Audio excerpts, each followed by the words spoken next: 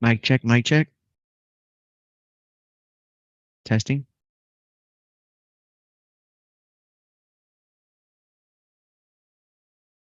Do you hear?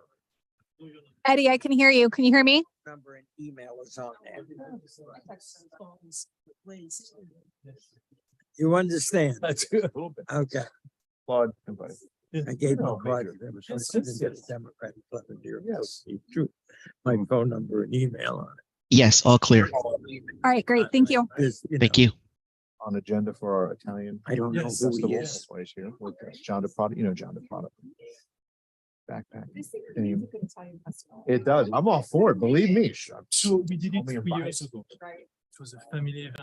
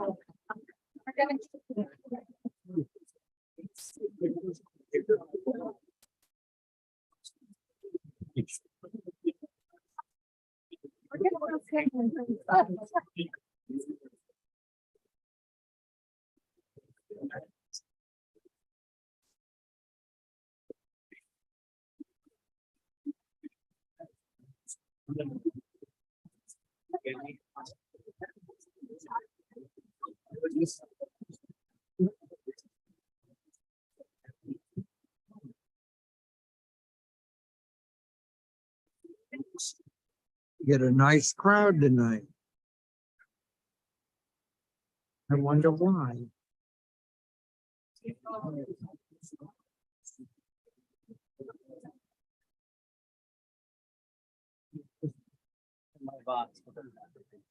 Right.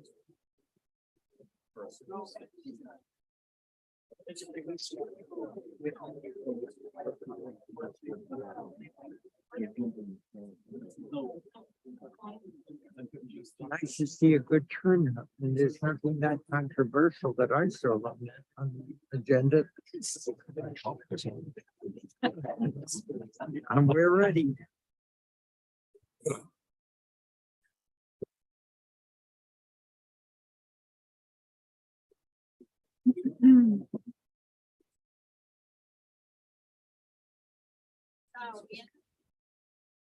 Ladies and gentlemen, we'd like to call to order the regular city commission meeting of Tuesday, August 15th, 2023 at 7 o'clock. May I please have roll call? Commissioner Drosky. Here. Commissioner Hudak. Here. Commissioner Preston. Here. Vice Mayor Parnas. Here. Mayor Gans. Here. Before we stand for our moment of silence and our pledge of allegiance, I'd like us all to keep in mind the family of and former Mayor Harry Dressler from the city of Tamarack, who's a longtime public official there who passed away today. And it was we send our thoughts and prayers with his family. Please stand.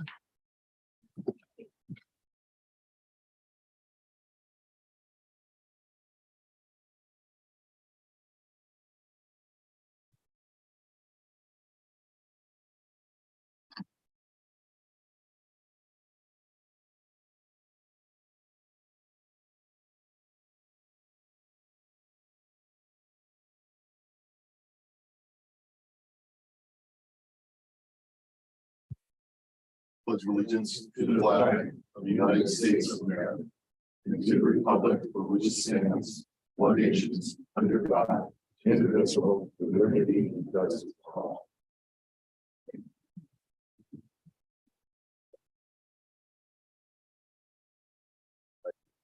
We have approval of the city commission meeting minutes from the regular city commission meeting of July 18th, 2023. So moved. Second. Motion by the vice mayor, second by Commissioner Preston. All in favor, say aye. Aye. Aye. Those opposed?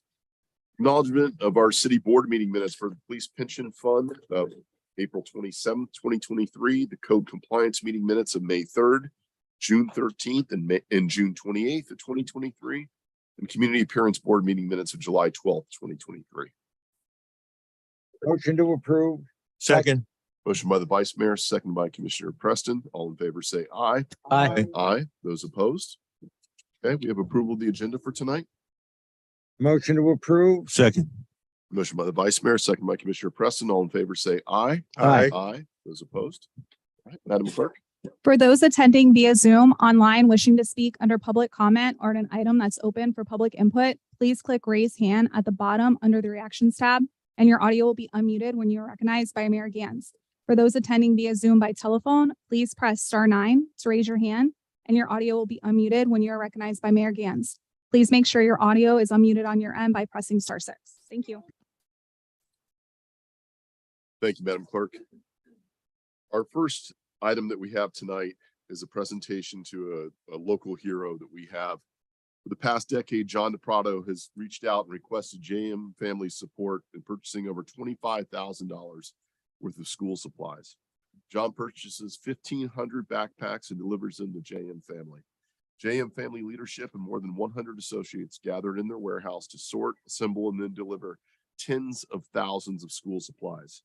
John DePrado's leadership, sponsorship, coordination, and partnership with JM Family enables the city and BSO to provide these necessary materials to the underserved youth in our community. And if you were able to attend the backpack giveaway that we had earlier, not that long ago, it was a tremendous event, really well attended, and blew us all away. The city of Deerfield Beach would like to thank Mr. DePrado for ensuring that our youth are equipped for their educational success. John, my friend, thank you so much for all you do. Prado?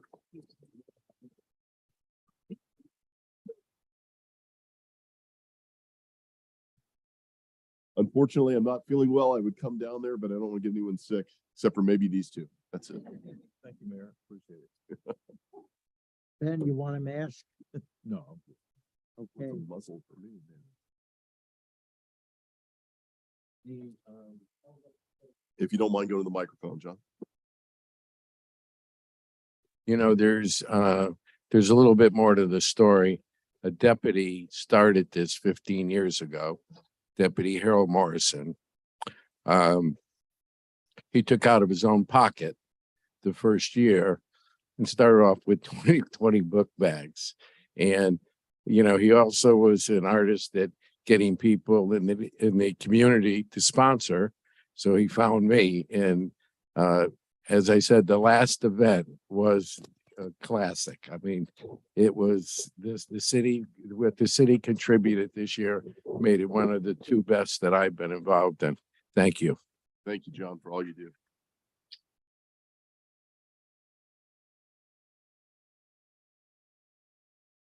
According to the CDC's National Center for Health Statistics, suicide rates increased 36% between 2000 and 2021, being responsible for more than 48,183 deaths in 2021, which is about one death every 11 minutes.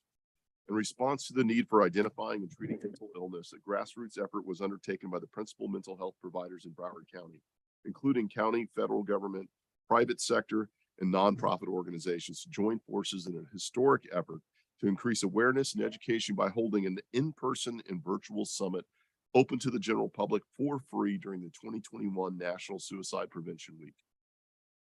The 6th annual Broward Mental Health Summit, titled Reimagining Wellness Across the Generations, is being presented on September 7th, 2023 by Memorial Healthcare System, UKG, Aetna, and the Sheriff's Foundation of Broward County, bringing together the leading mental health providers in South Florida to discuss and examine the current issues relating to mental health in Broward County affecting all populations. The city of Deerfield Beach, Florida proclaims September 7th, 2023 as the 6th annual Broward Mental Health Summit Day, and hereby urges all of our citizens to reimagine wellness by seeking informational tools and better understanding the difficulties affecting those with mental health challenges. We want to help address the stigma associated with mental health so that no one feels shame or disgrace in seeking help and treatment. There is no shame in reaching out for help. So tonight, we would like to present this to Simone Edwards, the committee chairperson. Thank you so much for being here tonight.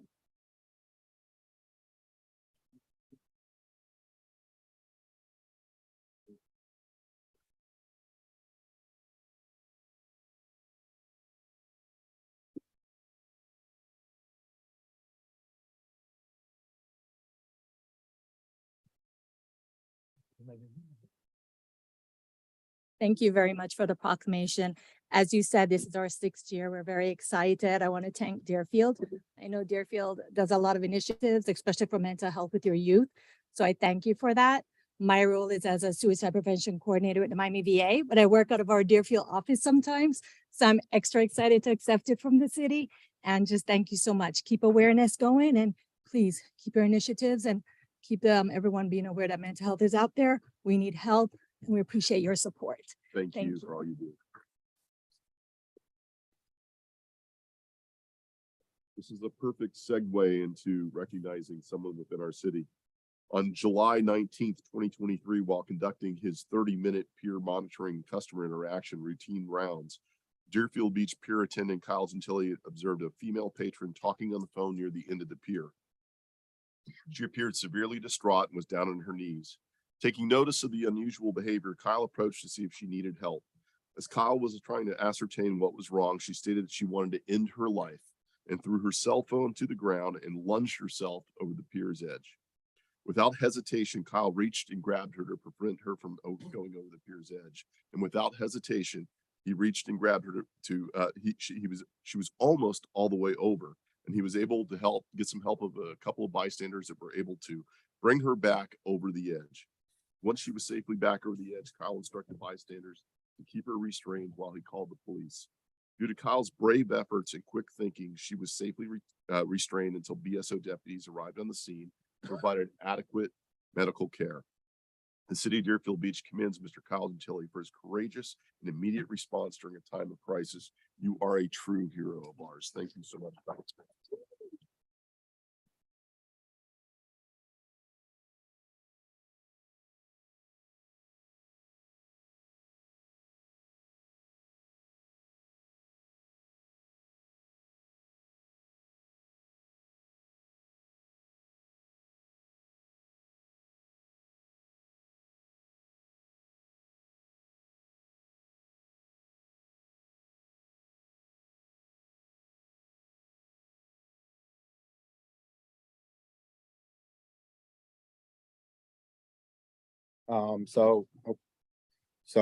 Yeah, I was just doing my normal rounds and, I felt like her life shouldn't have been ended at that day in time.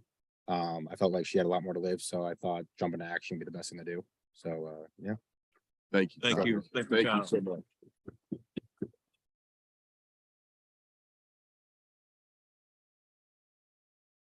I'm gonna bring up Captain Hofstein for a couple of BSO law enforcement staff recognitions.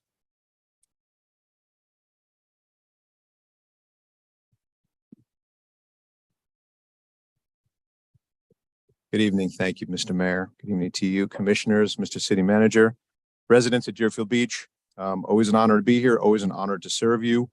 That's a tough act to follow. Kyle, congratulations. Really nice work. On that note, always proud of our teamwork with the city. Just do such a great job, especially over at the pier. So kudos to those folks. But thank you for allowing me to be here. If you three gentlemen will step forward. You know who you are, Detective Anderson, Sergeant Patton, and Deputy Garvey. Thank you. You guys, perfect. Find a comfortable spot. Thank you for allowing me to, as I always have the opportunity to discuss the amazing work that these deputies do to keep this city safe. And it's not often that we get to showcase it, and I appreciate the opportunities that I do have to do it. I'd like to take you back to July 12th, 2023, just a little, about a month ago.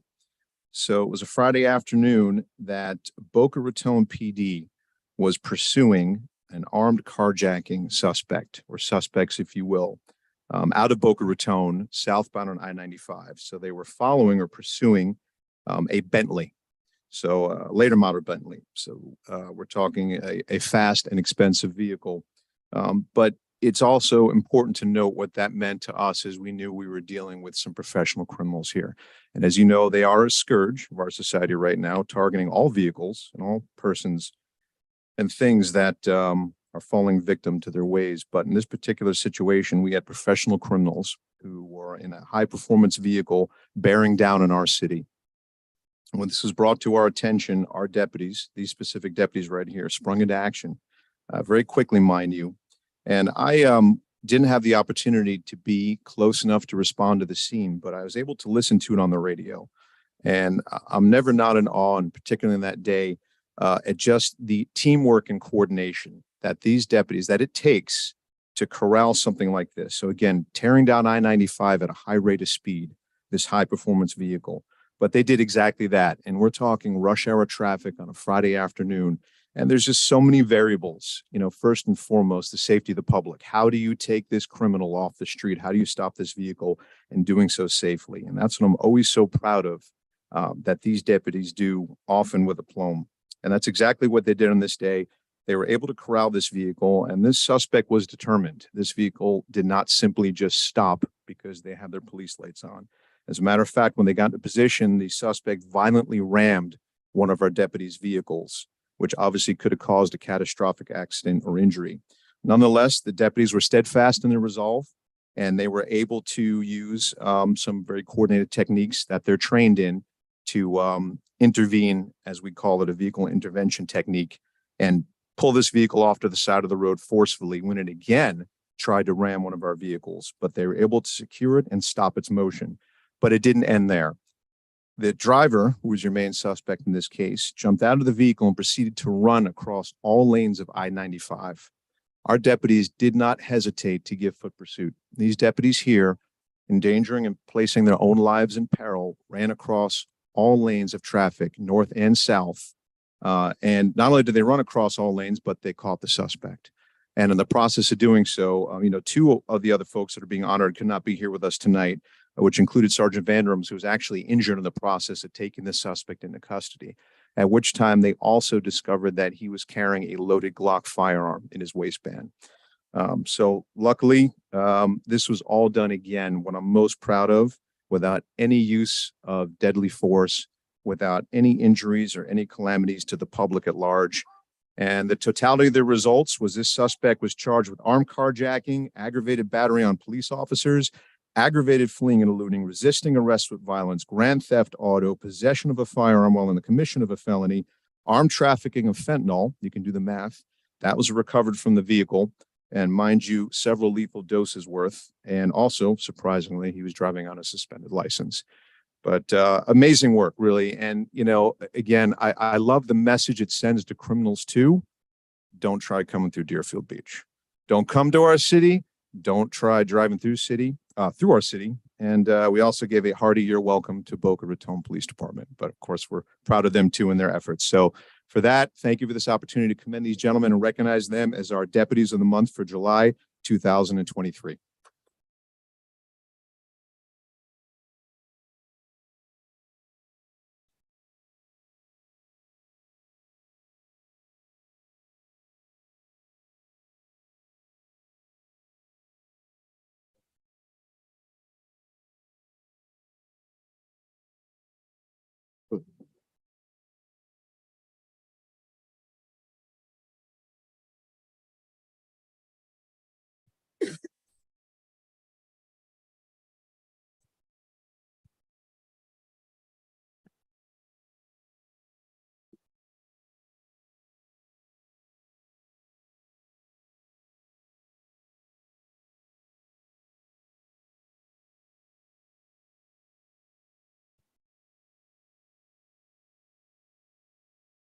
Thank you, Chief. Appreciate it. Thank you. Good job. Great job. We are now at the public comment portion of tonight's meeting. Persons addressing the commission shall state his or her name and address and may speak for 3 minutes unless extended for 1 additional minute by the mayor. This is the time for public comment on items that are not on tonight's agenda. If you have comment on an item that is on tonight's agenda, the time to do it is after I read the title into the record, and the public comment period is open for that agenda item. No comment shall be made related to the personal life or personal qualities of any person, and no language which would offend persons of ordinary sensibilities shall be permitted. Thank you. Is there anyone online, Heather? Okay. That's good. No, just come up. Mr. Snetsky? Daniel Shinetsky, 34 Keswick B, Deerfield Beach, 33442. I just want to give a shout out because we're talking about our public safety officers. I want to give a shout out to the Deerfield Beach public safety officers for our beachfront. Recently, they're the rating 2022 National Ocean Rescue Squad. They won the Nationals in 2022. Recently in July, held at Delray Beach, July 19th and July 20th, our Deerfield Beach Ocean Rescue Squad competed and won the 2023 U.S. Southeast Ocean Rescue Regional Championship. Again, it was held at Deerfield Beach. The Deerfield Beach team of 13 competitors took first place in 26 events. As a team, they took first in open women's 4x100 run relays and open women's landline rescue. And the Deerfield Beach Rescue Squad won 8 challenges. They put up an excellent fight in the Nationals, which was held over the weekend at Virginia Beach. So I just want to put a spotlight on them. and to let them know that they are the top of the line. Deerfield Beach is our crown jewel, and they are our public safety officers. And I think they deserve the best equipment, the best facilities, the latest technologies to keep our citizens of Deerfield Beach safe at the beach. Thank you. Thank you.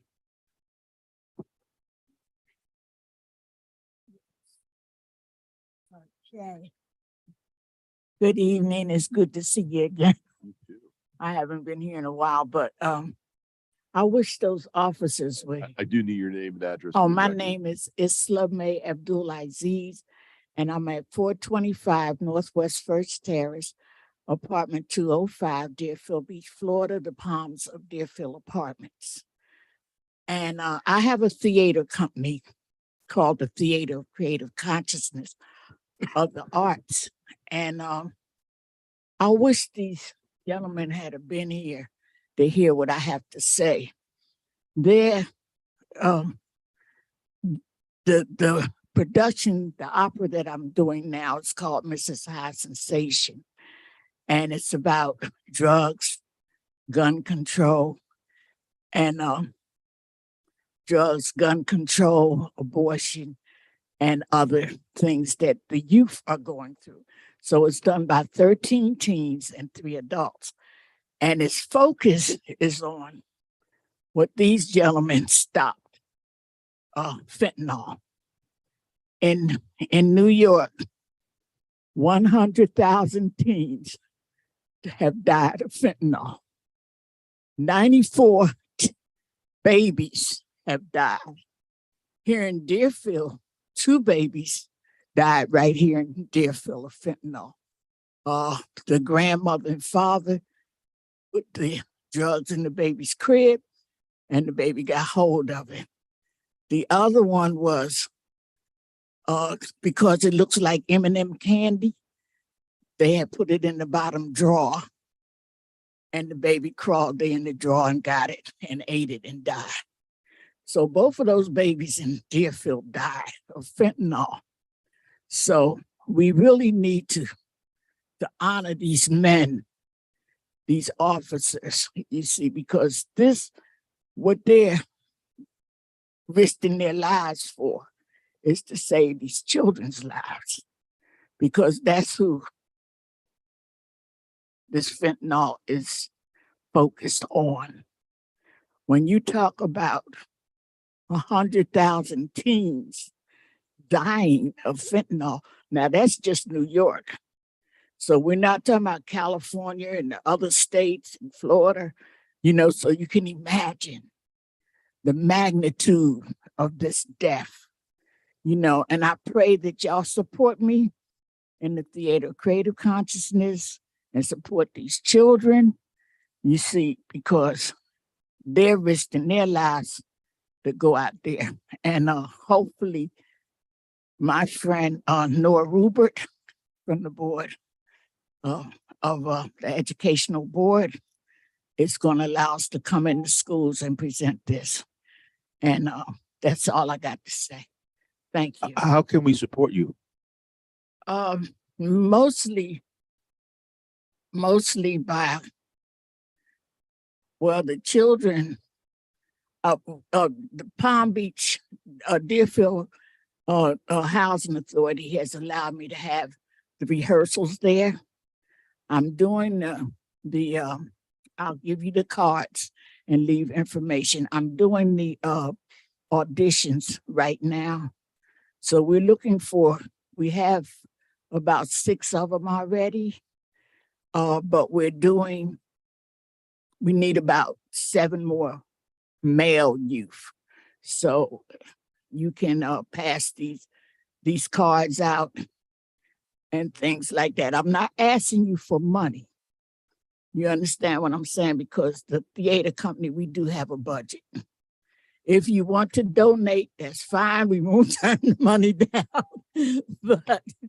But we do have a budget, and these children's pay is already in the budget. They get $100 every time they hit the stage. And it's not a play, because I don't do plays, I do reels, because of the fact that drugs, HIV, guns is nothing to play with. It's real. You see, so you can donate. You can come out to see the opera, support us there. We're going to be selling seats. You can buy tickets on Eventbrite, you know, things like that. But right now, we're just getting started on this. So, Thank you so much. Appreciate that. Thank you.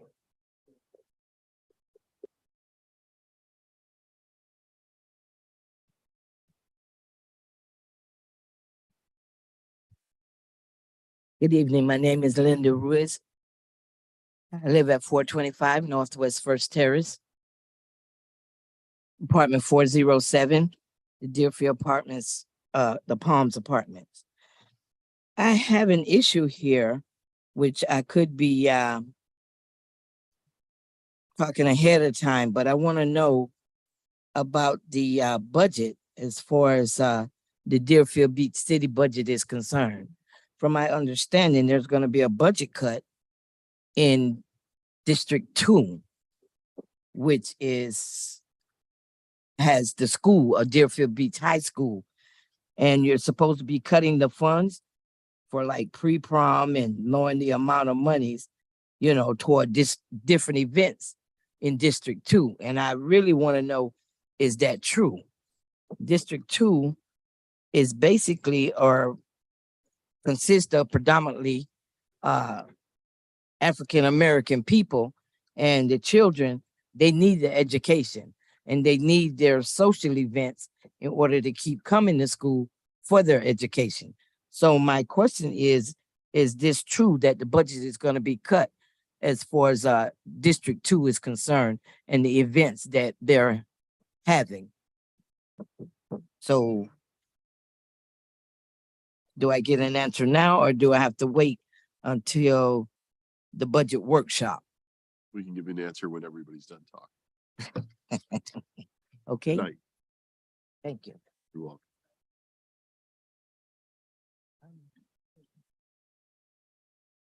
Sandra Jackson, 386 Southwest 35th Avenue in Deerfield.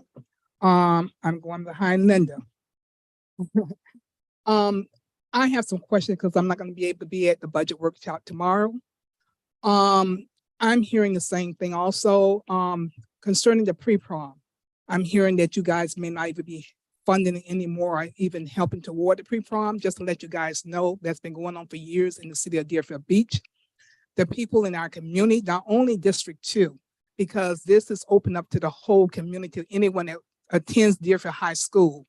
And this is an event that the people, the resident in the city of Deerfield Beach have the opportunity to see our kids dress up before they go off to prom and before they graduate from school. And it's like a big event and people look forward to it. So please, I'm begging you, please do not cut that from out of the budget. I'm asking you, please, because that's been going on for years.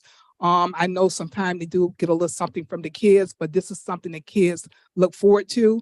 We had a great event this year. It was at Quiet Waters Park, and it was a lot of people out there. And the event was really, really nice, and it was well put together. And I thank the staff for, you know, coming along and even for the decoration. Also, a lot of the events I noticed in District 2, I'm not sure if I can talk about some because I am on one of the boards on the board. I'm hearing that you guys are cutting some of the funding for those events. I know a lot of time you guys say we don't have the participant. For one, we don't get the information out enough. We need to get the right people out there, headliners, because we don't have the money that you guys may get on the beach. Because if you move these events on the beach, just realize the people that you have on the beach is not all resident, they're tourists. If we put that event on the beach, you'll have a lot of people also. So you don't know who is tourists on that beach or who's resident. So don't say we don't have a lot of people out there. We just need to get the people out there, get a headliner that someone's going to draw the people out there. I understand we don't want, you know, the foul language and stuff. And we had a pretty good event this year. And remember, we had COVID, and I know Juneteenth just started, and then we had COVID. So please, I'm asking you, do not cut the funding. It seems like every time it's something that's going on in District 2. I grew up in that district. I live in District 4. And I do a lot of things in District 2, and I am going to get involved with District 4 also. So please, I'm asking you, please, because this event is for the whole city. It's not only for District 2. It's for everybody in the city. I don't care what race you are. This is for the whole city. And we need to get everybody involved. I don't care who they are. We need to get the information out and get a lot of advertisement out to let people know what's going on in our city, to get the people out. Thank you. Thank you.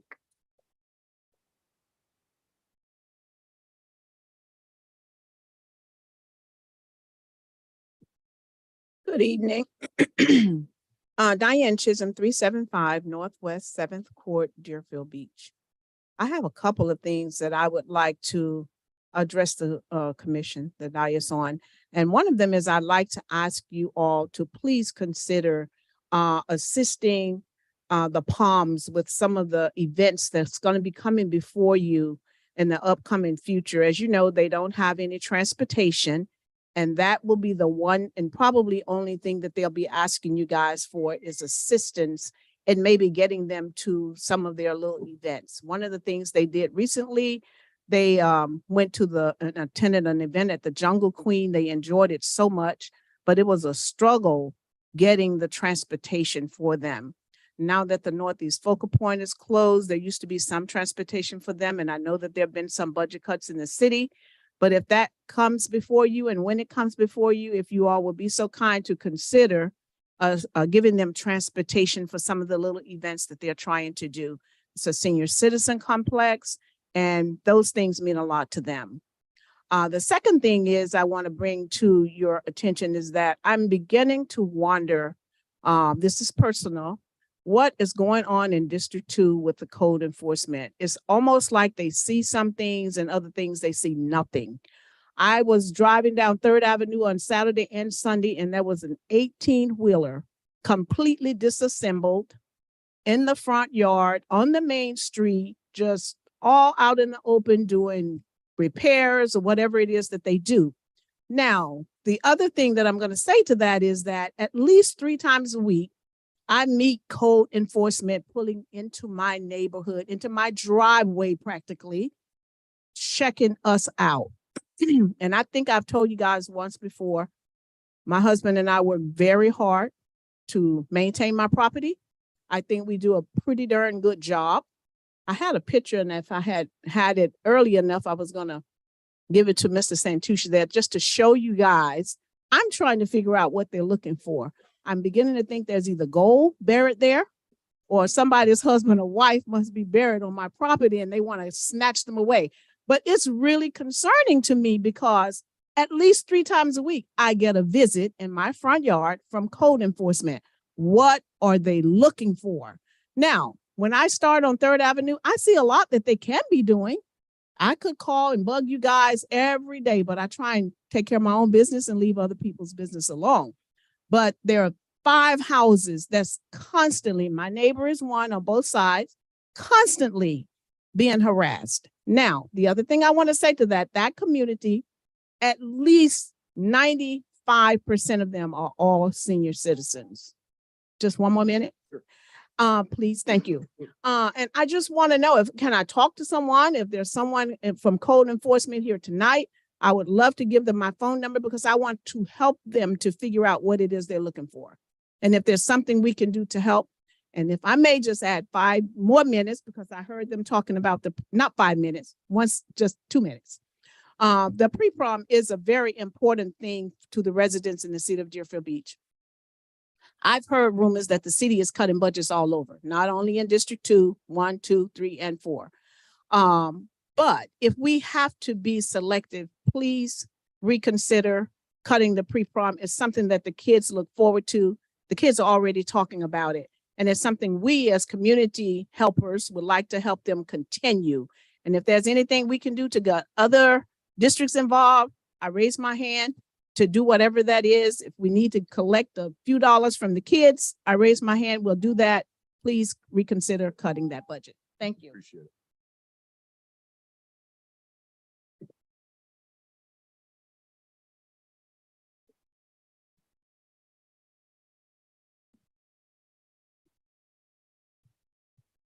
Good evening, Mr. Mayor, members of the City Commission, City Manager. My name's Jose Pena, 443 Northwest 45th Avenue. I stand here before you today on behalf of myself and those that don't have a voice. As a concerned resident of our beloved city, I'm here to express a deep dissatisfaction and growing concern over the conduct of the city's contracted third-party vendor, Calvin Giordano and Associates, AKA CGA, who ironically does our inspections and code violations. On several occasions, I've had the misfortune of dealing with the supervisor and his 3 direct reports. And it is with a heavy heart that I must bring to your attention publicly the distressing instances and unprofessionalism and mistreatment of not just myself, but our fellow residents by this vendor. Over the past several weeks, it has become overwhelmingly evident to me that this vendor's behavior has crossed the line of what is acceptable behavior towards the residents of our great city of Deerfield Beach. There are multiple reports and sources that consistently highlight instances of uncooperative attitudes, dismissive responses, and even outright belligerence towards the residents from this third-party vendor. You may or may not be aware of that. These behaviors stand to tarnish the reputation of the services provided by the city and may also generate an atmosphere of fear, frustration, and disillusionment among those who rely on these services. As concerned citizens, and I speak on behalf of the citizens of Deerfield Beach, we believe that the foundation of a thriving community lies in the respectful and considerate interactions amongst its members. We believe that the incidents involving this vendor are not reflective of the values and ideas that we hold dear in our wonderful city. It is our collective responsibility to ensure that the services we procure are not only efficient, but also delivered with the utmost professionalism and respect. Therefore, I earnestly request that the City Commission consider taking immediate action to address this pressing issue.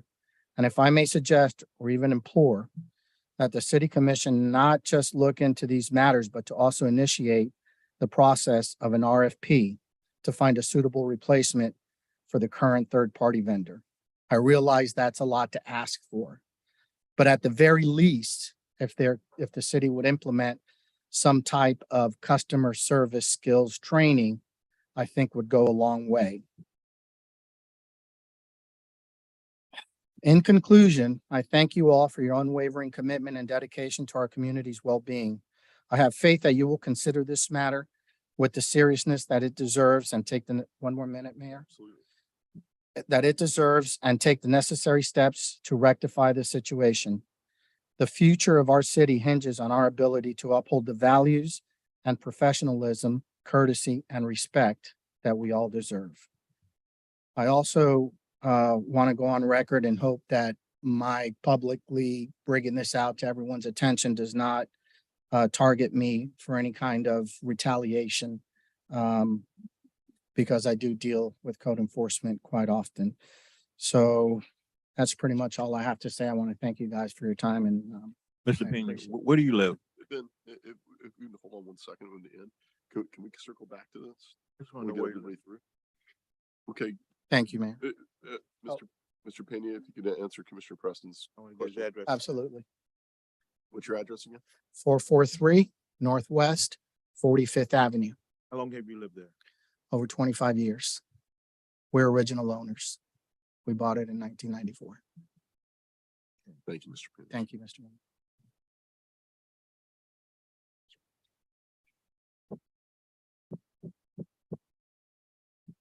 Do we have anybody online? Yeah. Okay, we'll go with Mr. Hers.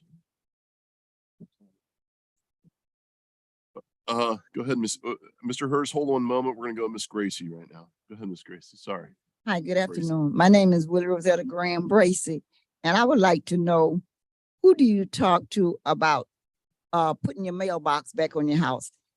My house and the lady house next door to me, almost every day our mailbox is open. And I don't know why it's open. What do you mean open? When we go out there to get the mail, the mailbox be open. Like it's not closed. when they put mail in the box. The mailbox is open. So I don't know why it's being open. And so I wanted to like to know, who do you talk to about putting that mailbox back closer to my house? Because the mailbox is out that side of the road. And I'm not gonna say nothing else, but I wonder why they always be open. Just those two, hers and mine is like this far apart, and the mailboxes be open. And it's not good. It's scary because I called my car dealer and they told me that that they sent me my title to my car ever since May, and I haven't gotten it yet. So I don't know whether somebody took it out of the box or what. And that's what I'm referring to.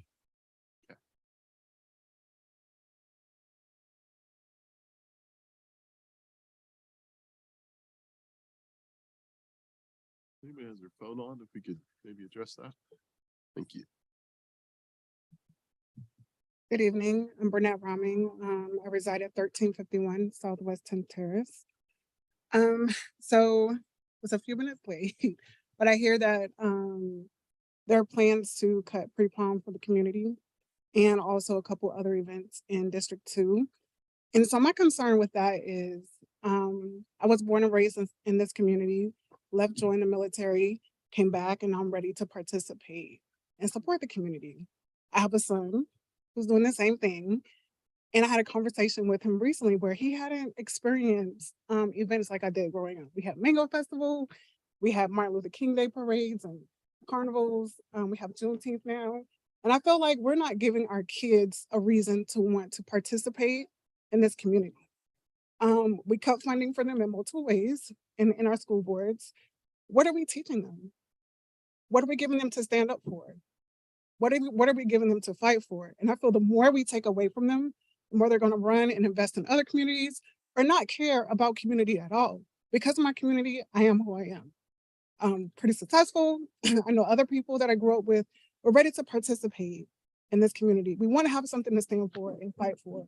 But if we don't feel the support from the people that we vote into office, that we believe in, that we expect to support us, I foresee a community that is going to be run down or either dominated by a certain demographic, which won't look like me, and kids are going to run away.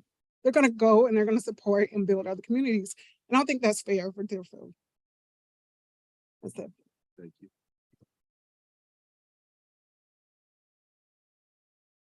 Anyone else? Yes, sir. Good evening to the committee. My name is Darrell Thomas. I live at 748 North Deerfield Avenue, Deerfield Beach, Florida, 33441.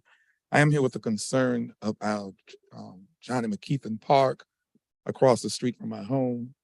Back on March 23rd, which was a Tuesday, not March, I'm sorry, May 23rd, which was a Tuesday evening, we had a cafe meeting in the park, and I addressed an issue with safety concerns, especially with the fence being removed.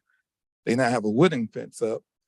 And now all the individuals who don't have anywhere to live, they're moving into that area over there. Especially, there's two entrances, First Terrace, Northwest First Terrace, and there's an entrance off of Deerfield Avenue and 7th Court where I live. That area on 7th Court is extremely dark. You have individuals out there with dogs. This going all day long. I was preparing to go out of town, leaving 4 in the morning back in June, and there were two individuals walking that didn't belong in the neighborhood going towards the dead end. And then go, oh, we're looking for an apartment. 4 o'clock in the morning, you're looking for an apartment.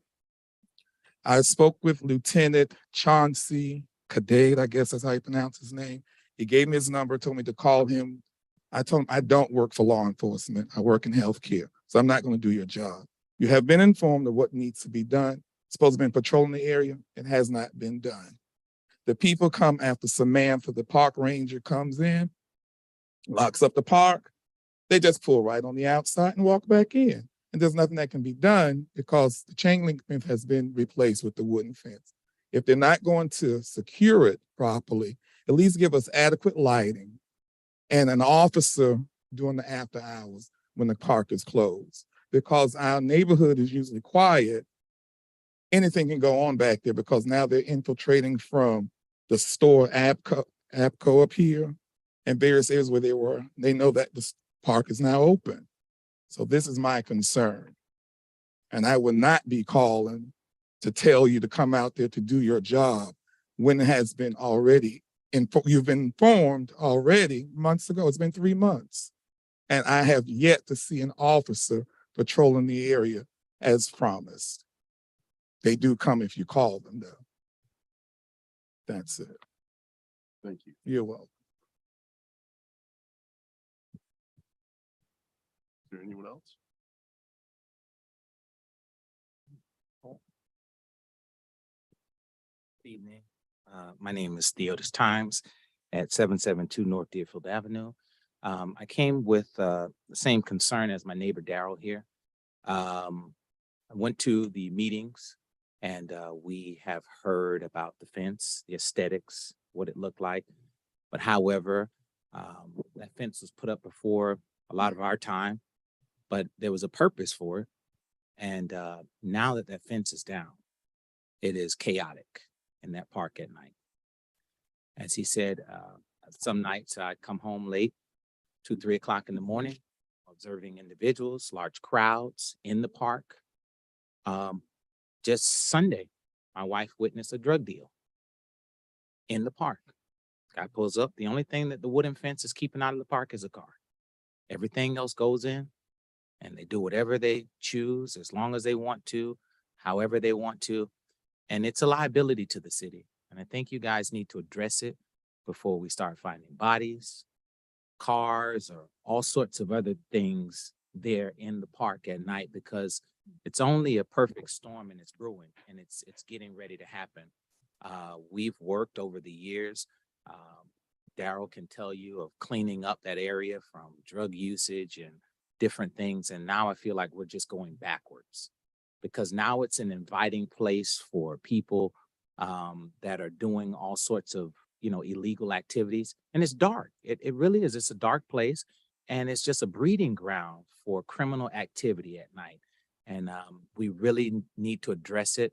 I understood the concerns of our former director. I spoke with Terry and she said, Pastor, it looks like a prison because the gate was so high.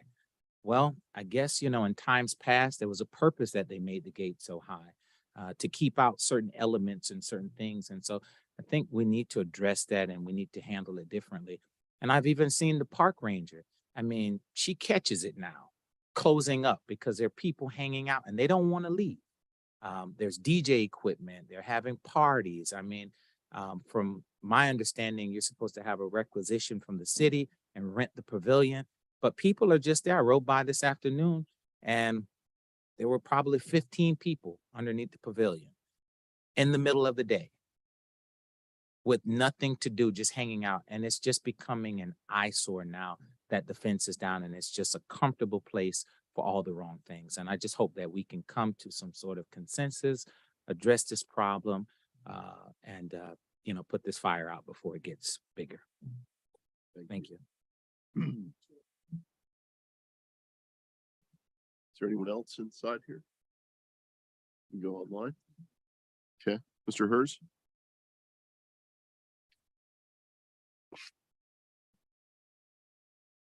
Go ahead, Mr. Hers. Okay, can you hear me? Yes, sir. Great. Okay, I'm in Chicago, so my Chicago address is the. You don't have to give us that one. No, you need to know it's the home of Barack and Michelle Obama. But anyway, my Deerfield Beach address is 330 Southeast 19th Avenue. I am looking forward to tomorrow's postponed budget workshop. There are many people, not just myself, who want to see if in this almost final budget, David Santucci either proposes to cut the operating millage rate by at least 5% or comes up with a better reason not to, other than his excuse of the city would have to cut out services they now provide to the taxpayers dollar for dollar with any reduction in fiscal 2024's operating millage. I hope with the extra time Mr. Santucci has had to prepare for this workshop, he is able to answer any of the 9 budget-related questions I sent to him and Mayor Gans over 10 days ago. By the way, these questions are posted on the Facebook page called Deerfield Beach Politics, a page where, contrary to the mayor giving out false information a few meetings ago, that you have to be approved for membership and dissenting opinions are removed, I encourage any concerned taxpayer to sign up. This budget period is a little like deja vu all over again. It wasn't that long ago that the city was getting ready to float the bond issue that paid for the Bratwaite Senior Center and the new Tigner Center. Then city manager Burgess Hanson and his CFO Hugh Dunkley would on the one hand say how strong the city was financially to the bond underwriting people, while at the same time crying poverty to the taxpayers, saying there was no way the city could lighten the taxpayers' load by lowering the operating millage rate. It appears Mr. Santucci has learned very well from his old mentor and boss, Burgess Hanson. Also, if my sources are correct, the city is about to give $200,000 to the Historical Society so that they can purchase the house across from where they are right now. Now, I am in favor of the city giving $200,000 to the Historical Society, but how can Mr. Santucci be so hypocritical to then want to cut out the pre-prom and cut the Juneteenth budget for the people, while at the same time giving an additional $200,000 to the Historical Society? I know of no better definition than hypocritical than what I just said. Thank you very much. Thank you. Who's our next person? Thank you.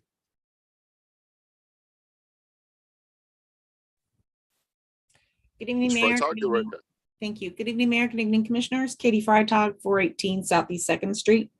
I only have a couple of very brief things this evening. One, the Women's Club of Deerfield Beach is having a fashion show on September 9th, and we are looking for our lovely city citizens to come out and support our Raise the Roof Fund. We aren't at liberty to come and ask the city for money. So we have to raise it on our own. So if anybody would like to purchase tickets, they're $40, and that does include a lovely lunch and a mimosa bar. So if anybody would like to come, please contact me. That would be great. You can call me at the Women's Club number. Also, the street lights on Federal from 10th to Hillsborough are still not working. It is a very dark area, and I would hate to have any more accidents happen than have happened in the last couple of months with the lights not working. So if the city could follow up with FP&L and find out when we can get those street lights back on, that would be great.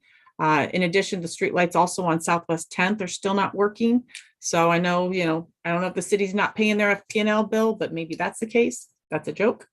And the other thing is, as I mentioned, I have a very, I don't have a lot of things to say this evening, but there are times when I do have a lot of things and other citizens have a lot of things that they want to bring to the city's attention, including especially when we're discussing projects or voting on housing, going in different places, any kind of anything that's on the agenda where the public has a right to speak. 3 minutes is not enough. 3 minutes plus one extra, if we ask, is not enough. Sometimes I feel that, especially when there are bigger projects and bigger things to say, that we should be given at least 5 minutes. I know it's a time crunch for everybody. I know it's a long day and a long meeting, but that's the thing that we really, this is the one time we really get to actually come before you guys and really speak our mind and get some answers to the questions that we have. We don't necessarily have the opportunity to contact our commissioners or all of the commissioners and the mayor when we want to discuss something. And I think it's important to at least have 5 minutes. I know we have in the past, and I know it was cut down to 3+1. And I really think it needs to really go back to 5 minutes again. So if that's something that we could consider, it doesn't have to be for every item on the agenda, but at least the ones that are certainly concerning, such as the Chick-fil-A going in or or apartment complexes going in on Federal, things like that, that really people are doing their homework and need some answers. And we don't necessarily think that 3 minutes is enough time to ask all the questions and get the answers that we're requesting. So any help would be appreciative. And I hope everybody buys their tickets to the fashion show on the 9th. Thank you. This next person. Ms. Saunders, go right ahead. Good evening. Can everybody hear me? Yes, ma'am. Okay. Hi, how everybody doing? Patricia Saunders, 252 Southwest 34th Avenue. I just have a few complaints or concerns. I actually had the pleasure of video recording one of those. In regards to the water line breaking, I believe we had the Thursday one, which happened by the Wawa, which was the big one. And then after that, we had a couple, I think, on Saturday here in District 4. I don't know if any other district had them, but we had where one broke by the Deerfield Beach Mall, and I think another one in Deer Creek. My concern was that, and I'd like for you guys to look into this too, because I brought it to the attention of some of the commissioners. Are those lines being cleaned out? What's going on with those things? Is it because of the water storm backed up the lines where they exploded, or do we need to actually go in there and have these old line replaced if they haven't done so? That's my question I had. Another concern, I'm trying to figure out, because I'm hearing a lot of people in the audience voicing their complaints about the pre-prom and the Juneteenth fundings being cut back. It's very sad. In this city, I'm going to say city of Deerfield Beach, because I don't see any other city does that. You take from these teenagers. We don't really have too much things in this city for these teenagers. It's hard for me to, it's concerning. It's really concerning. I know a majority of us have children, and we go beyond our means, to make sure they have things to keep them out of social media, this depression thing that we have going on. It's very stressful, and the little that we can give, we give. But why are we taking? Taking from them is telling them, you know what it's telling them for the future? I don't trust. There is no trust there. There's no support for me because I'm a teen. And the more we push, the further they go darker. We need to think about this. We need to think about this. You know how I am. You know how I am about my kids and about other people's kids. Don't take from them. Let's try to give them. Okay? That's all I had to say. Thank you, guys. Thank you. Anyone else online? Okay. Go ahead. Anyone else here? We can close it to the public. And I know this was addressed. I didn't attend the cafe that they had where they talked about the fencing issue, but obviously the fence, we talked about the last commission meeting. We said, let's put it back up. It's a shame that we have to, but obviously there's a problem. And yes, if lighting's an issue, we need to explore that, but we also have to make sure that the neighborhood's on board with having more lighting. Because as soon as you put more lighting in, people are gonna say, well, it's too bright and I can't sleep at night. So you have to figure out how to balance that out. But if there's an issue over there, we need to do that. I will say this, I am not happy in the fact that I've got a resident telling me that it's not their job to call the police when they see something wrong going on. It is. It's every single resident's job to do that. You owe that to yourself. You owe it to your residents. Police can't be everywhere at all times. Should there be greater enforcement over there? I'm with you 100% on that. I think certainly if there's an issue, we need to make sure we're doing that, but it is your responsibility to do that. So I really hope you guys take the time to do that, no matter where you are at in the city. I really hope that happens. As far as the fencing is going to go back up. My understanding, talking to the city manager, we talked about the last commission meeting, regardless of what came up at that meeting, the public meeting that was had, my understanding is there wasn't an agreement that it should go back up, but clearly we've heard enough examples that it needs to go back up. So we need to address that. It's a shame, but we need to address that. If that problem's going on with that type of loitering that's going on after hours and all those issues, I hope BSO is really doing everything they can to make a concerted effort to nip that in the bud. The I appreciate everyone coming out to give us the opportunity to correct some misinformation. And it starts with the statement that we're cutting things in District 2. Okay, and we're cutting events in District 2. And it's disappointing to have 2 board members be misinformed as well. So that tells me that we've got to do a better job of communicating. There's only 2 things that we're talking about. One is pre-prom. First off, the city of Deerfield Beach stepped up when the school decided not to do that anymore. That was a school event. Excuse me, Ms. Jackson, we can talk about it afterwards, but we don't do the back and forth. Somebody did it, and it wasn't the city of Deerfield Beach. The city of Deerfield Beach stepped up. Somebody else did it though. Maybe it wasn't the school board, but somebody else did it. And that fell apart. The city stepped up, but it should not be a city responsibility to do what is essentially a high school event that should be going on. I think we can be part of that partnership to do that, but I think others need to step up to the game. It can't just fall on the city when someone else decides not to do that, and that we've got to pick up those pieces. So I think there's an opportunity for us to do that in kind services, whatever we can to keep that going, because it's clear that the residents want it. But not all those kids are Deerfield Beach residents. Deerfield Beach High School is fed from Pompano, all these other areas that don't have high schools or are not zoned for it. Deerfield Beach High School has that event, but the kids out west, as you know, are not zoned to go to Deerfield Beach High School in our own city. So we're using all city dollars to fund a high school event in which not all of those students are parents or Deerfield Beach taxpayers. School board, school, somebody else needs to help us step up on that. I think that's what needs to happen to keep pre-prom going.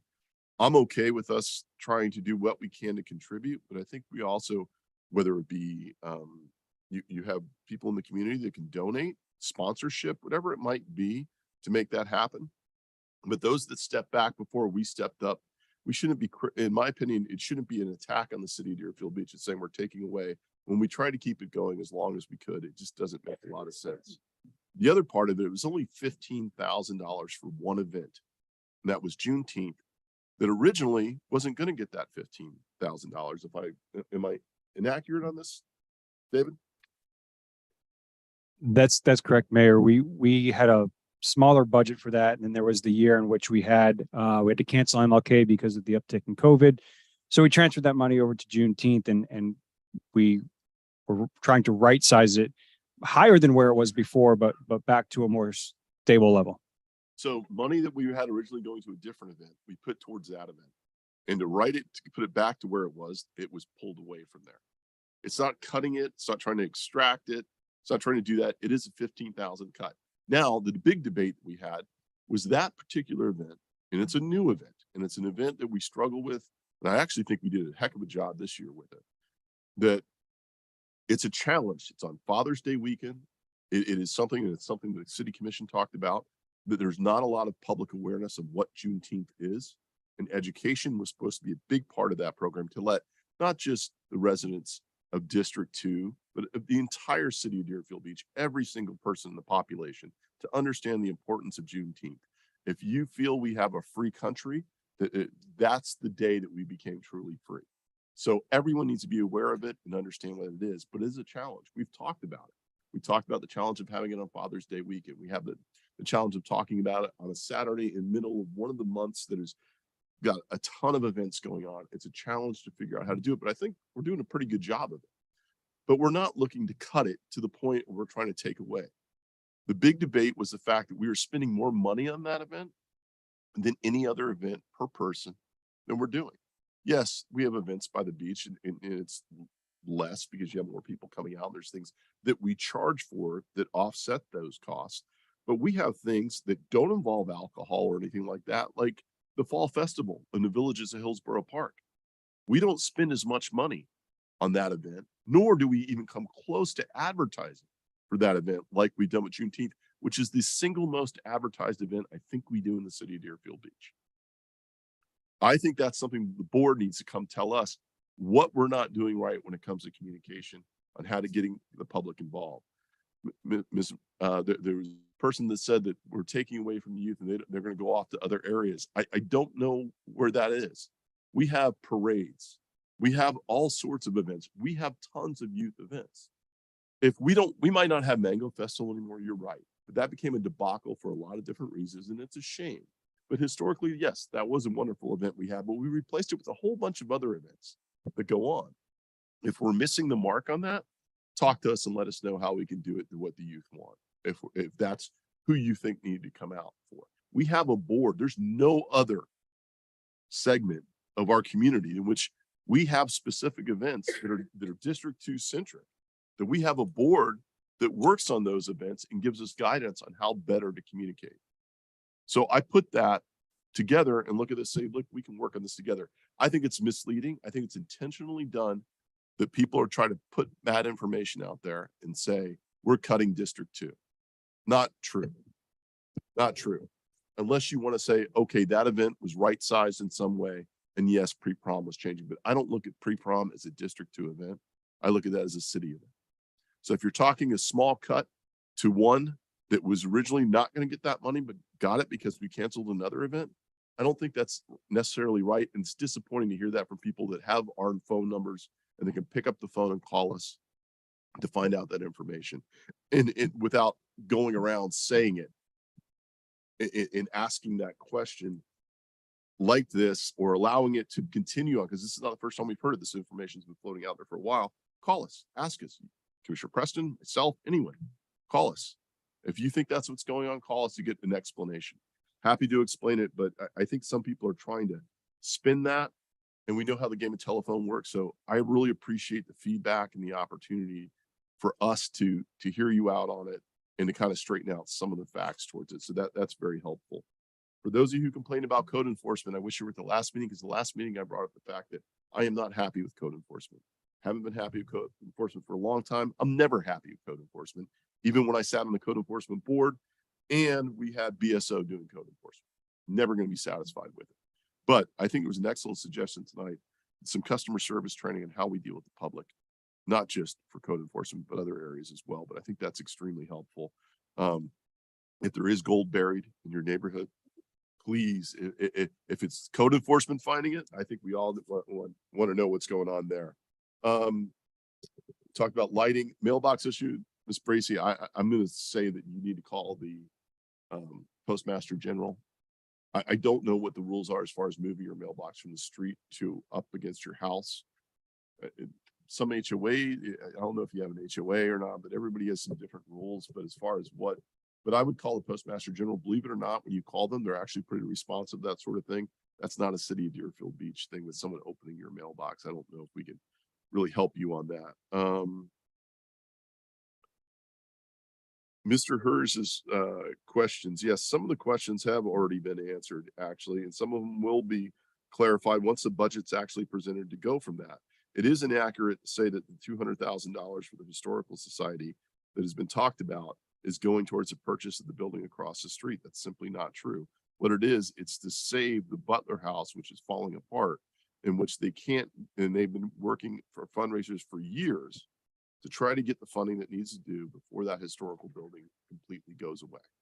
So this is a way to give it a shot in the arm to make sure we are able to hold on to some of the legacy at the main headquarters for our Historical Society. That's my understanding where the money's going, not with what was said. As far as the water break, there wasn't a water break in Deer Creek, to my understanding. There was one water break on Sunday that occurred over behind the Deerfield Mall. It shut off.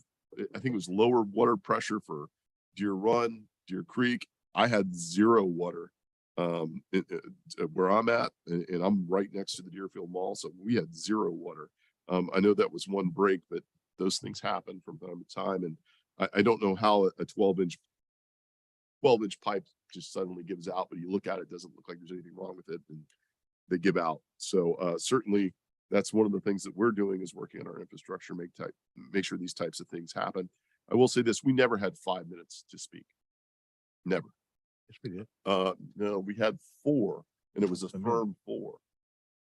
Yeah. Way back when we had 5 minutes. We I had don't 5 recall minutes. that Yeah. at all. But I will.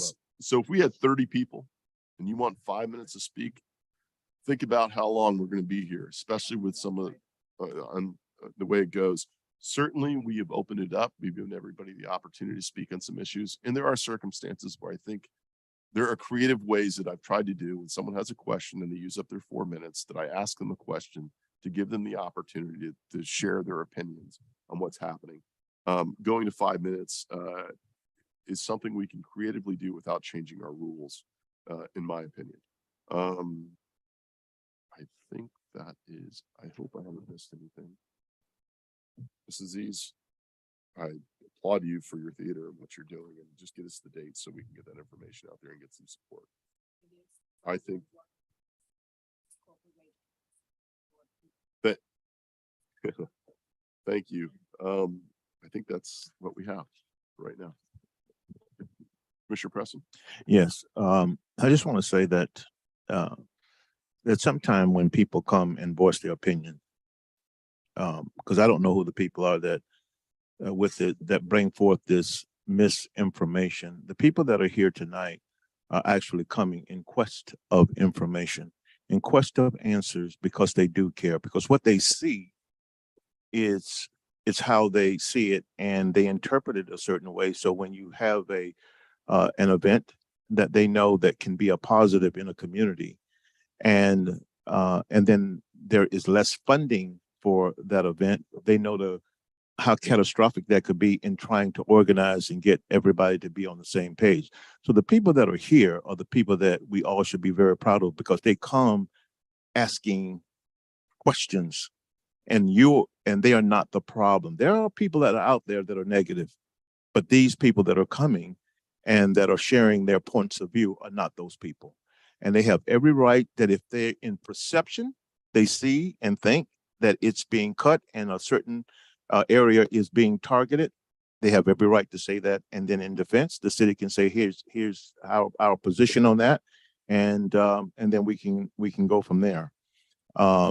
It's important to understand that in order to requisition people to come and be a part of these meetings, it's important that we welcome their points of view.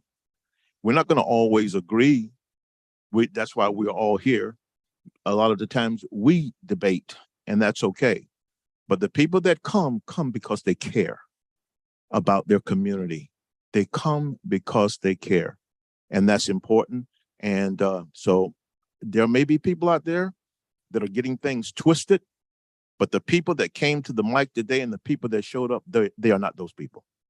They are not those people. These are the people that I'm proud of. And I also want to say that I agree with Katie, Ms. Freitag, because by the time a person comes up to the mic, a lot of the people come up and they're nervous. And by the time they collect their thoughts, maybe a couple of minutes have gone by. And I will also tell you, there are people that have come and I have asked them that it's good to come and express your opinion. Well, I'm not going to come because I don't think you guys are going to listen anyway. And they feel like sometimes this commission is not receptive to points of view. And so sometime, we had the 5 minutes. It was a straight 4 minute. And then it was an option to have that extra 5 minutes, that extra minute, which would make 5 minutes. And so I agree with her that we should have extra time for people to share their opinion. This is where they do it. They have issues on the outside, their homes, their city, for them to come and we give them a flat 3 minutes and with an option of a fourth. It may not be, and it doesn't matter how long we're here. If we're here for, an hour longer, that's what we signed up for, to represent the people, to hear the people, however long that may take. And so challenging as it may be, we don't, I want to go home too. But what comes more than me going home is the points of view. And if that takes an extra hour and a half, so be it. Okay. I don't think we've ever I've never not given anybody an extra minute to speak, number one. So it's basically 4 minutes is what they get. Number two, if they think that we're not receptive to their point of view, an extra minute's not going to make them feel any more receptive. So you're arguing 2 points. The people here tonight, you've given us an opportunity to hear you and also to correct some information out there and get some good information out to people who do care and show up and do that. So certainly Commissioner Preston's absolutely right. Thank you for being here and sharing your opinion, because opinion does matter. If you don't feel we're receptive to your point of view, I don't think an extra minute's going to change that, but we are, and it's elicited change. We got a fence going back up in a neighborhood that originally wasn't going to. We hear you. So thank you for being here and telling us that. I appreciate that, because it gives us something that we're not able to see all the time. So, and you guys are, and you know, I think that that's huge. So I really appreciate that.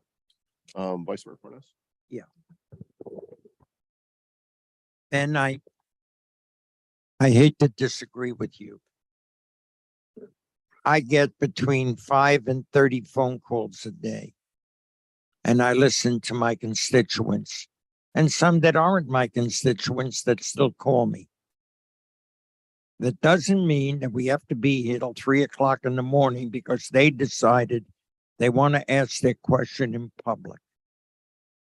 They can call their commissioner, the mayor, the city manager, all day, every day. And they're not so, okay, on your phone call, you got 3 minutes. And if you're nice, I'll give you, no.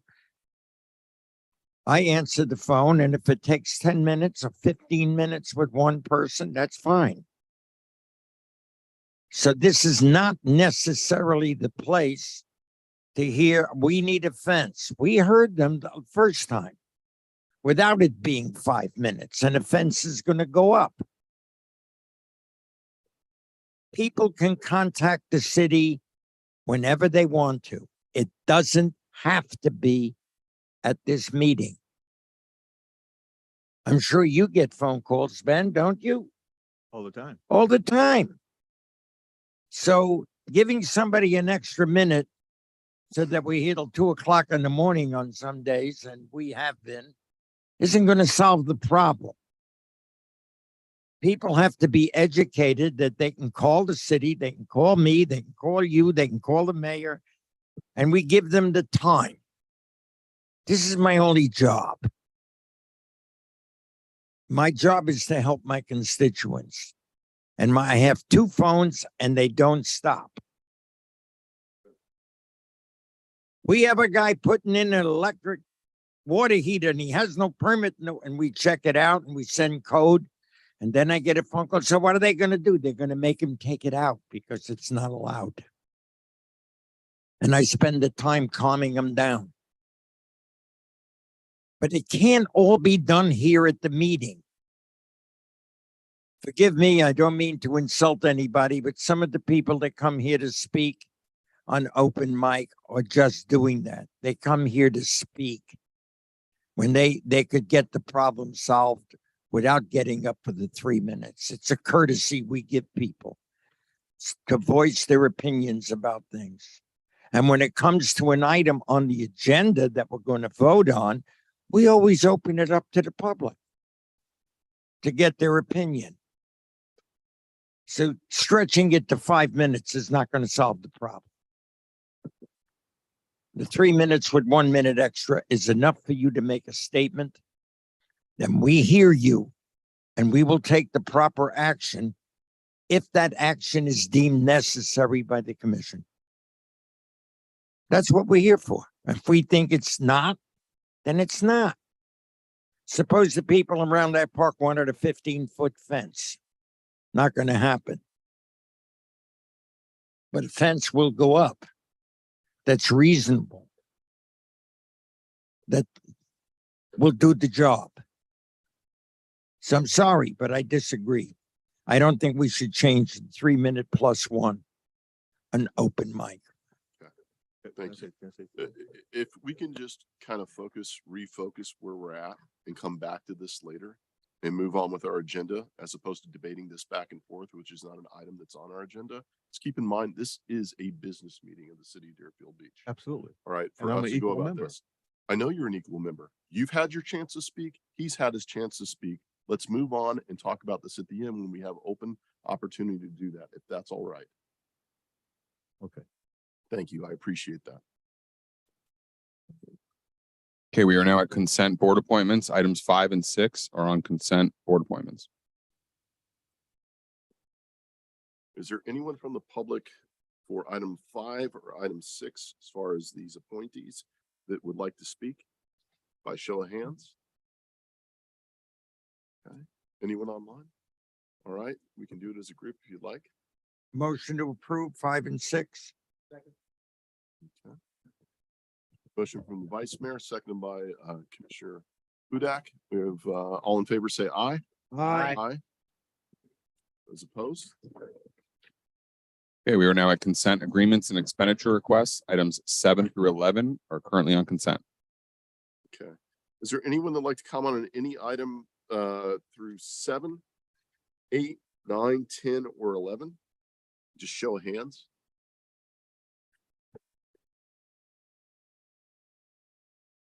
I'm gonna say that that's a yes, that you want to talk on an item. Item number 7 applies to something that I'd imagine you're here for. Yes. Okay, I imagine you're here to know.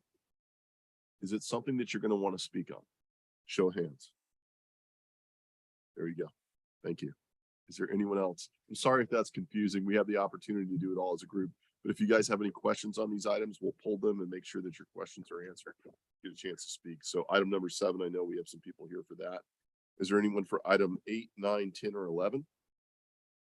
Or if the commission wishes, we can take each one individually and have them read individually, whatever you'd like to do.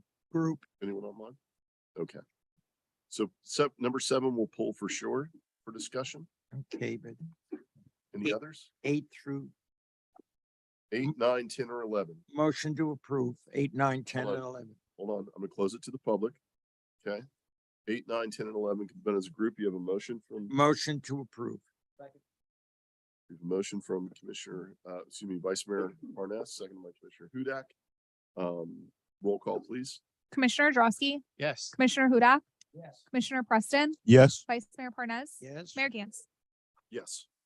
Item number 7 is a resolution of the City Commission of the City of Deerfield Beach, Florida, approving the special event permit application submitted by the Sheriff's Foundation of Broward County, Inc., the Italian Festival on the Beach special event taking place at 2096 Northeast 2nd Street on October 21st, 2023, from 7 a.m. to 11:45 p.m., approving a waiver of fees and providing for an effective date.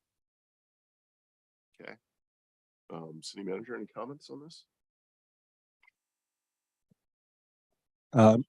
No, Mayor, just that staff and key internal stakeholders have met with the applicant, reviewed the application in its entirety. I know that they have some fee waivers in which the city supports.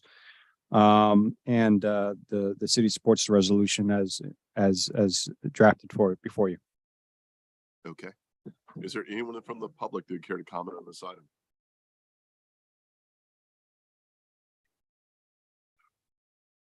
Sandra Jackson, 386 Southwest 35th Avenue. I have a question. The Sheriff Foundation of Broward County, what's that involved? Because I'm seeing they doing something for the Italian festival. Maybe they can kind of join in and help with some of these events that we have, with some of the events we have, even in District 1, 2, 3, and 4. They did So- the backpack giveaway, so they're part of that. for So sure. they're part of the backpack. So but they're helping, I guess they're pulling, trying to for a special event permit to have something on the beach. So can they come and kind of help us out to have some of these other communities, not just on the beach? Thank you.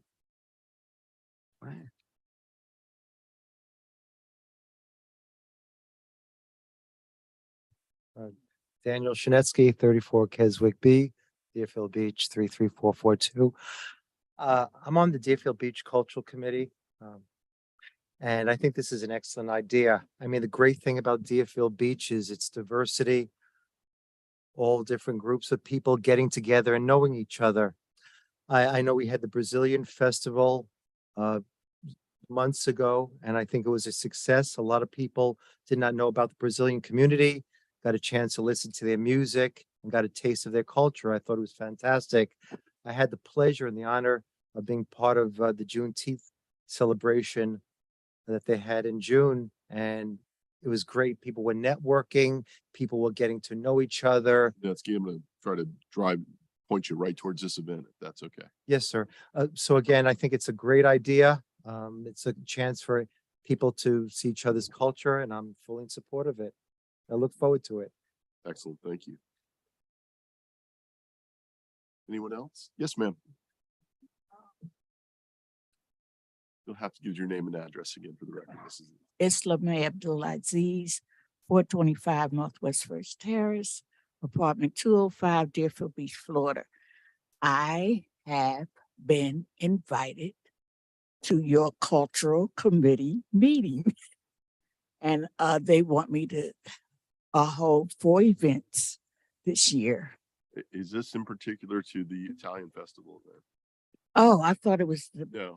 the That's why I was trying to keep the Mr. Chinesky because he to- said cultural committee, so Yes. that kind of threw Thank me you off. for taking us off track, Daniel. Appreciate it. Okay. Thank you, Mrs. Aziz. I'm glad you're going to be involved with them. That's good. He did, but that's why I was trying to reel him in. Nobody else. But I'm glad you guys are getting together. I would imagine you're here to speak on this item, to offer support. Well, we're trying, the Sheriff's Foundation is one of the reasons, I'm kind of one of the principals in this. And one of the reasons we decided on, we're going to have our local groups, the Rotary and Kiwanis, involved in it. But the Sheriff's Foundation is so involved in our community, and us being, we meet down at Broward, and being up here in Deerfield, I don't think the people really see or understand all of the things that we do.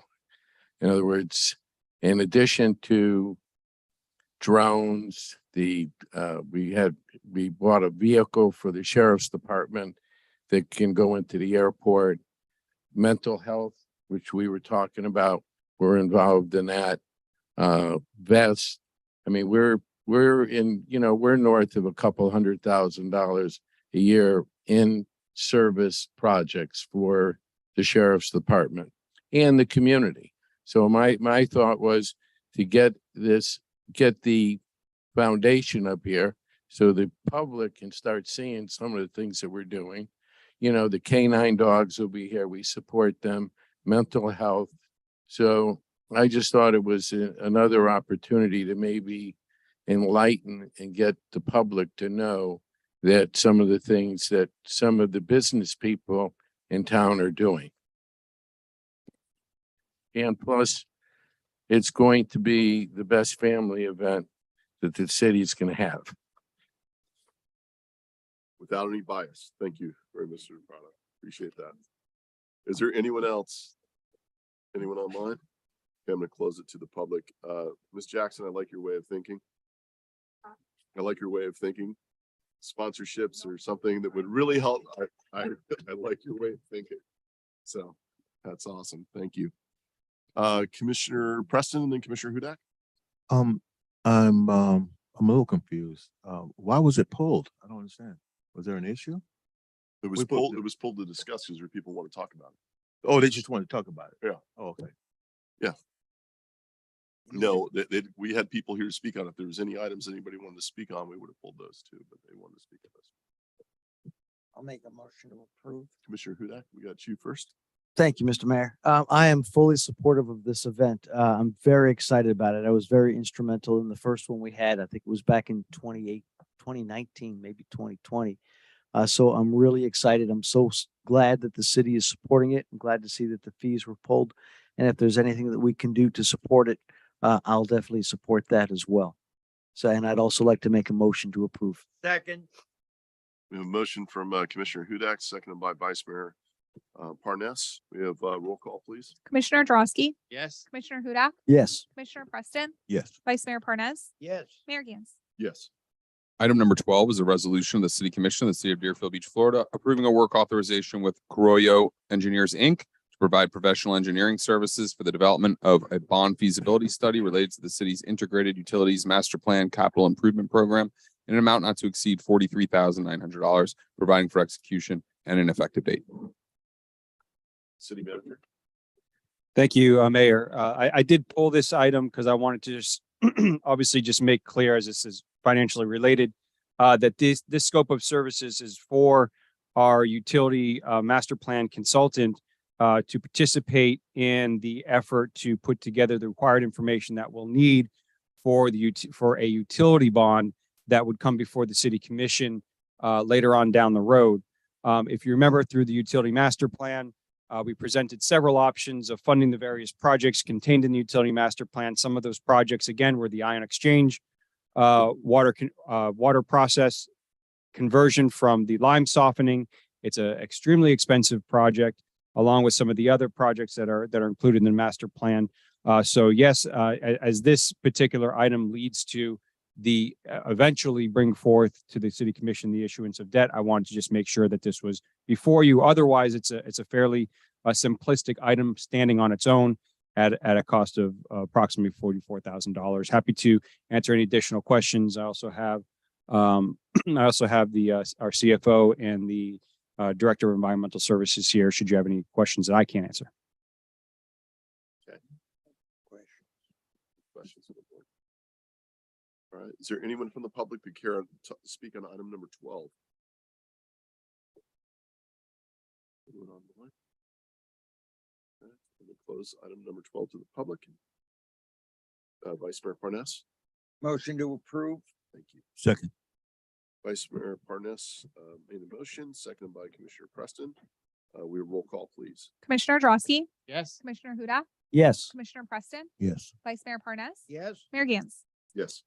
Item number 13 is a resolution of the City Commission of the City of Deerfield Beach, Florida, approving a work authorization with Hazen and Sawyer PC to provide professional engineering, construction, administration services for the rehabilitation of injection well IW-1 at the West Wastewater Plant Treatment Plant, an amount not to exceed $70,508, providing for execution and an effective date. I'm being told that 14 is also going to be addressed. So I will need separate votes on both, but I will go ahead and read 14 into the record as well.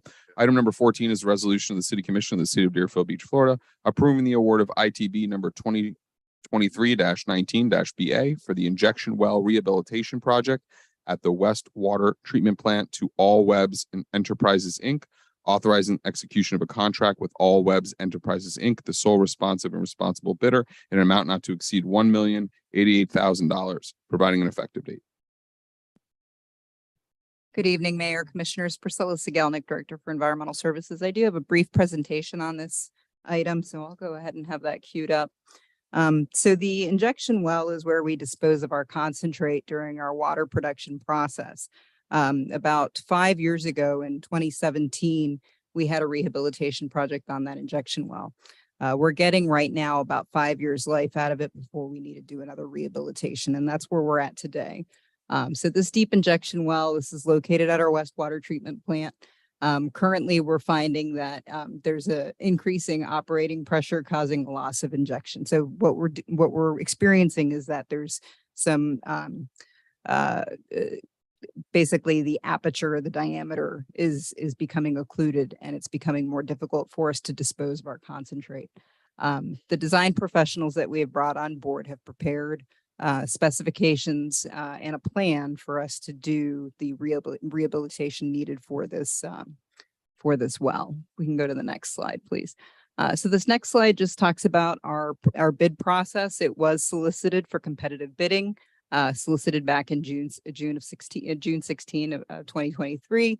It went out through our e-marketplace to numerous vendors available to us. We received 3 offerings. One was a no bid offer due to their current workload, and 2 came in with competitive bids. The low bid came in at $1,088,000. Now that was above our cost estimate. As I had indicated, we had done similar work back in 2017. Back in 2017, the cost of this was about half of what it is in today's current market. Next slide, please.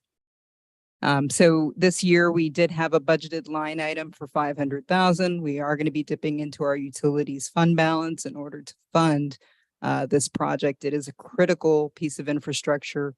Without this, we would have to send our concentrate, our waste, basically our waste to Broward County at a higher cost. So this really is the only option available to us. Next slide, please. So it is our recommendation that we award this to the lowest responsive bidder, All Webs Enterprises, for a not to exceed amount of $1,088,000.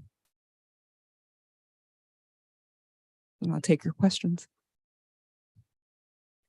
Thank you. So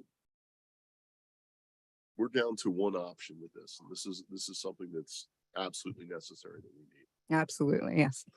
I'm sure we will have some volunteers that think that they can come out and for a much cheaper price, stick a few hoses in the ground and solve this problem.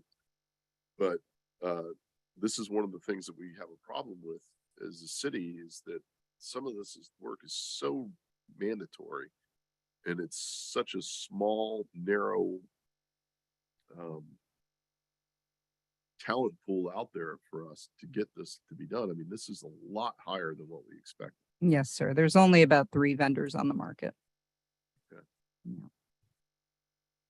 But it's absolutely mandatory in order to do this for. Yes, sir. We have to, we have about 85%, production rate when we extract water from the ground. 85% of it is used for the potable water that we are able to send out to our consumers. And the balance of that goes into injected into that injection well. So of the 3 in the marketplace, we put it out there, 2 responded, 1 said we got too much. We have work, too much can't work do it." to respond. The person said it's going to cost this. Yes, sir. And the third option out there didn't even want to bid on. That's correct. Lane Construction didn't bid, and they're actually the ones that had bid on our FA2, which is a well rehabilitation. So they have some work with us already for some rehabilitation we have going on over by Southwest 10th Street. Okay, with this being so much higher than our cost estimate, how are we going to pay for it? This is coming out of our utility fund balance, which dips into our cash reserves. Yes, sir. Cash reserves out of that fund? So, yeah, so as you are aware, we try to keep a balance of about 90 days cash reserves on hand. And that's basically to support any loans and debt structuring that we have. When we do dip into our cash balances, then that really does affect the amount of reserve that we have to cover those eventualities, those emergencies. Okay, and we used some of our funds last year, or I guess this budget year. We had to lessen the cost of the price increase we had on water to this residents. Took money out of our regular designated reserves to go try to lessen that cost, correct? Yes. Correct. And this came to you as a budget amendment at $500,000. It's now 1 million. But additionally, if we have operating savings in FY23, we'll apply those savings to the cost of this project. And the costs do continue to increase for our operations. Okay. Thank you. Commissioner Preston? I think my concerns have been answered. The fact that you still said that you're asking that the award be given to the lowest bidder. Yeah, so even though the amount is what it is, we're still going with the lowest bidder. Yes, sir. Thank you. Is there anyone from the public that would care to comment on item 13 or 14? Yes, ma'am. Come on.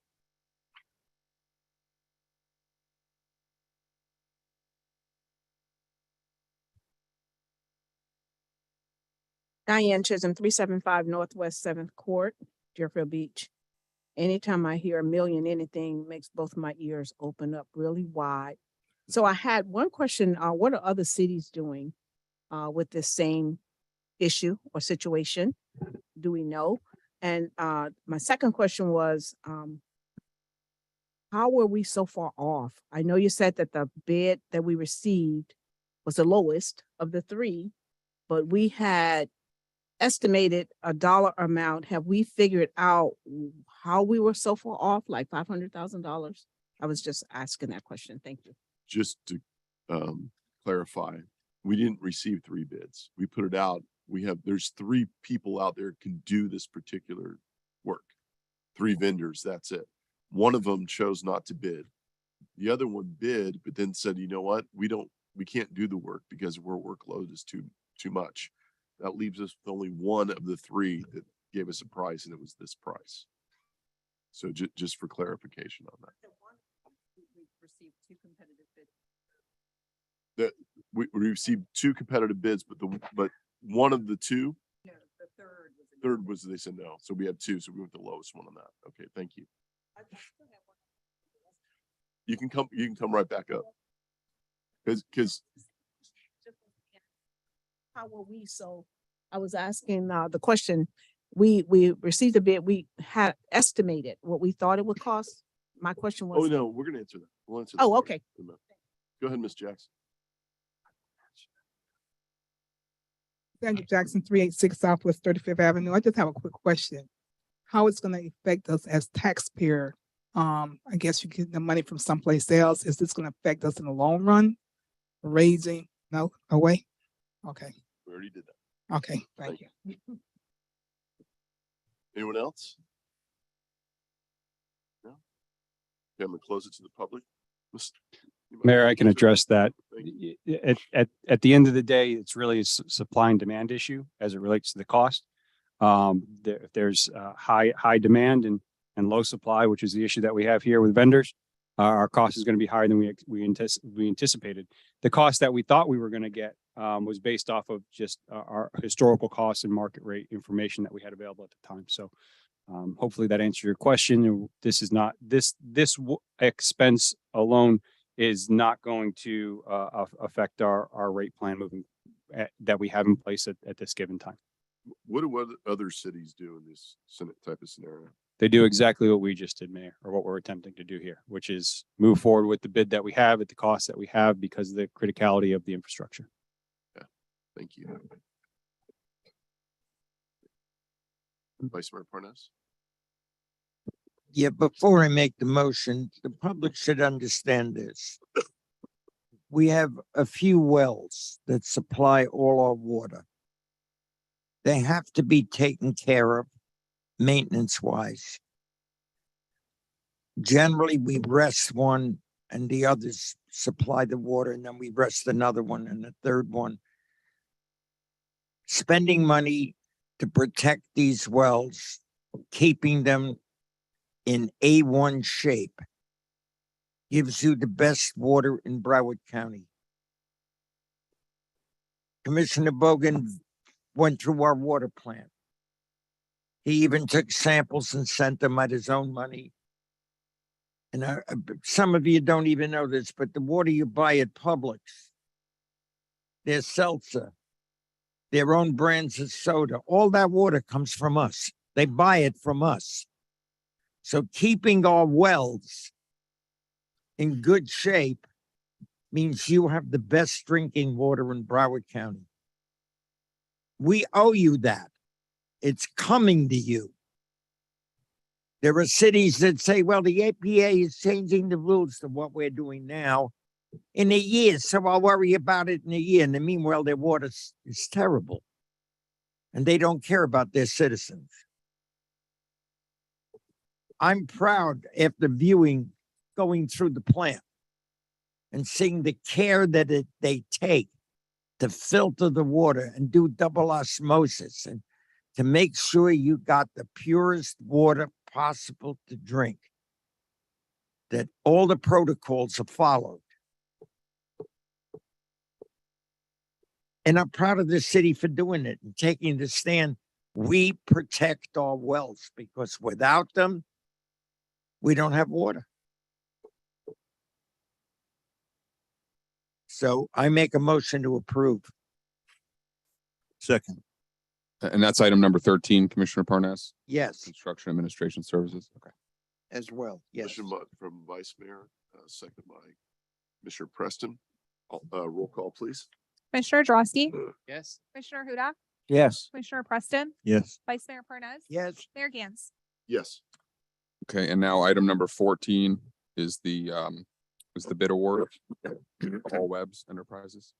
I thought we know that. 15, Motion to, 14. right. We did both Same together. thing. We did both. So motion to approve our item Second. 14.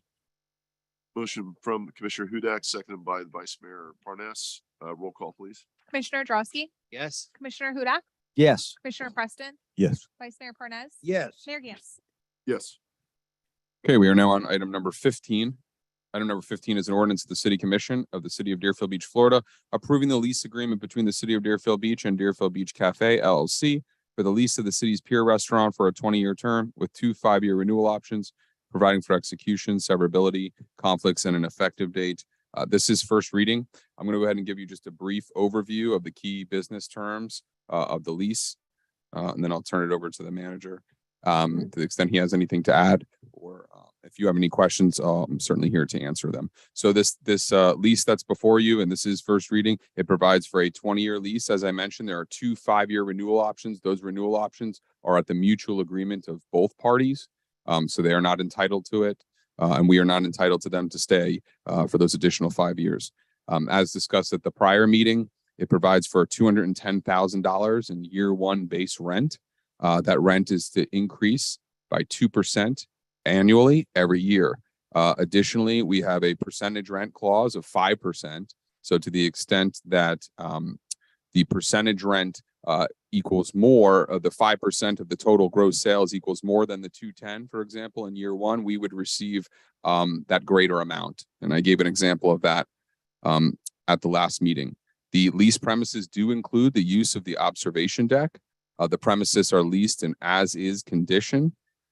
When does the rent start? The rent starts the earlier of May 1 of 2024, or when they receive the month following when they receive the certificate of occupancy for the work.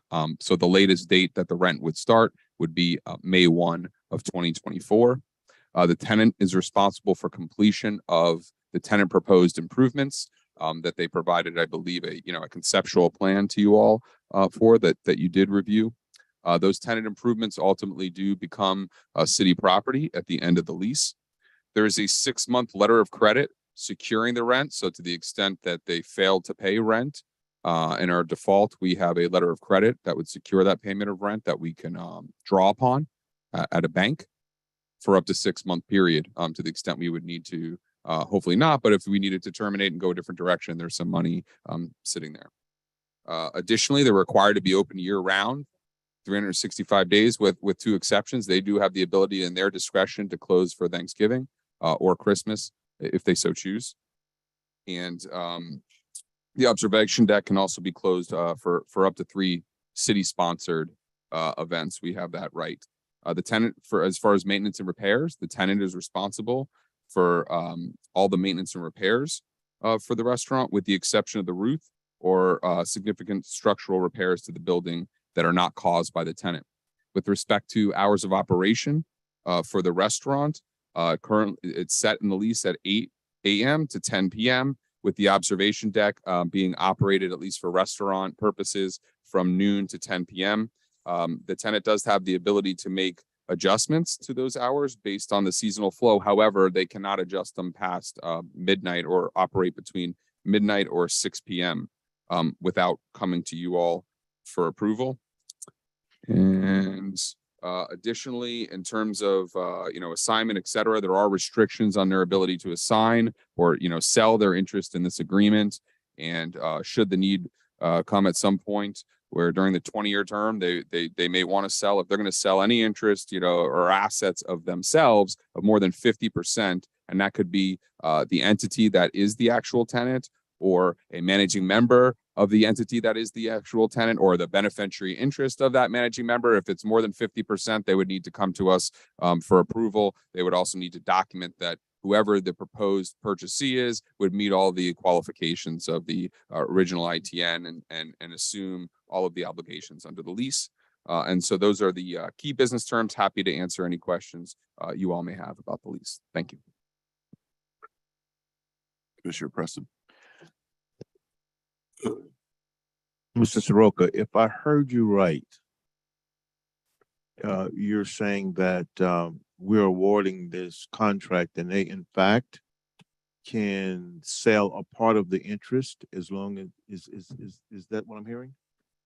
Let me clarify that, sir. So you made if you approve this lease tonight, yes, let's say 10 years, 15 years down the road from now, something happens and they can't operate anymore, or there is an issue, and they come to us, rather than having to start from scratch, let's say all over again and get a new vendor, they could propose whoever's going to purchase more than 50% of their assets. They can propose that individual to the city. That individual entity would have to document that they meet all the financial requirements, that they're willing to assume all of the provisions of this lease, that they have the financial wherewithal to do so, that they're willing to issue additionally a letter of credit in the same manner as the tenant. Okay, but they can't enter into this lease and decide that they're gonna sell part of it. You know, when they're functioning well, I'm gonna sell part of it to another entity. That's correct. It speaks to the beneficial interest of their actual tenant. So, you know, a different way to look at it, like I'm going to sell a portion of Deerfield Beach Cafe LLC, let's say, to somebody else. If there's more than 50% of that interest being proposed for sale, they have to meet those conditions that I specified. Okay. Is there anyone from the public here to comment on this item?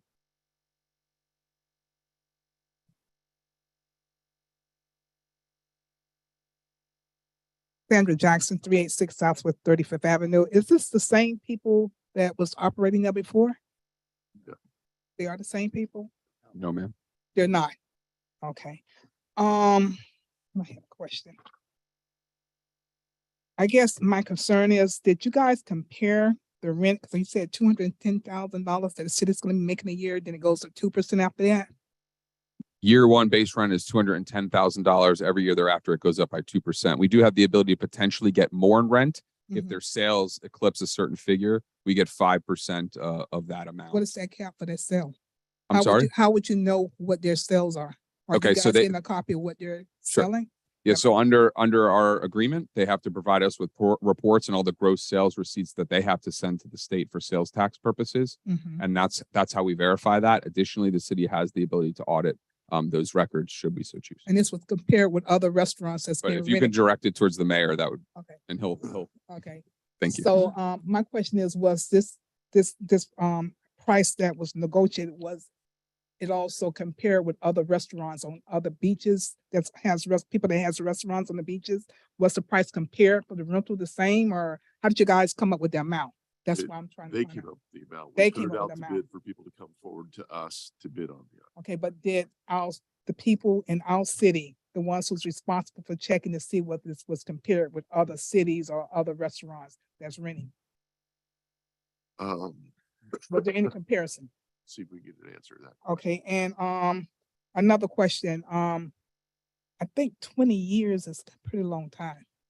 So maybe I'm wrong, but I think that's kind of a long time to have someone to lease for that long. Okay. Okay,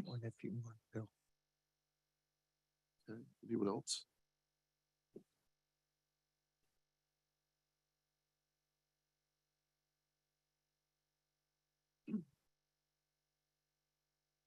Jose Pena, 443 Northwest 45th Avenue. Just out of curiosity, those funds that are allotted to the city, are they allocated to a specific fund, or how's that money going to be used? We'll let you know. Thank you. Thank you, Mr. Pitt. Anyone else?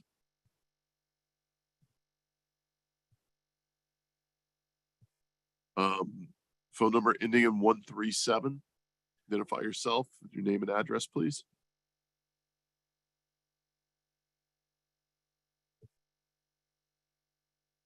Hello?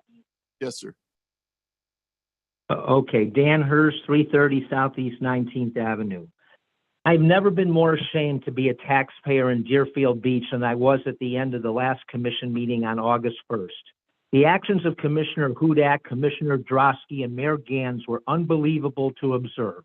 To save time for the remainder of my time, I will refer to Hudak, Drosky, and Gans as Team Danielle Rossi, or Team Rossi for short.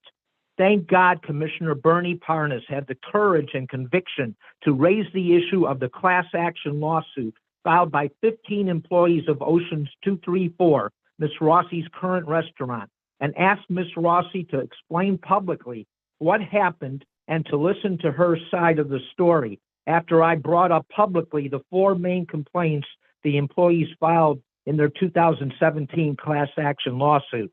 If Commissioner Parnas had not brought it up, I would have been ignored, and Ms. Rossi would never have had to get up and explain.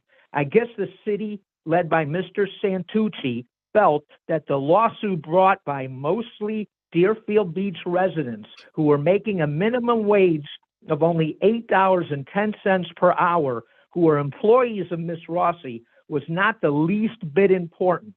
The fact that the settlement showed the allegations of the employees that Ms. Rossi misappropriated funds that rightfully belonged to her employees were true. Ms. Rossi had to pay out a 6-figure settlement.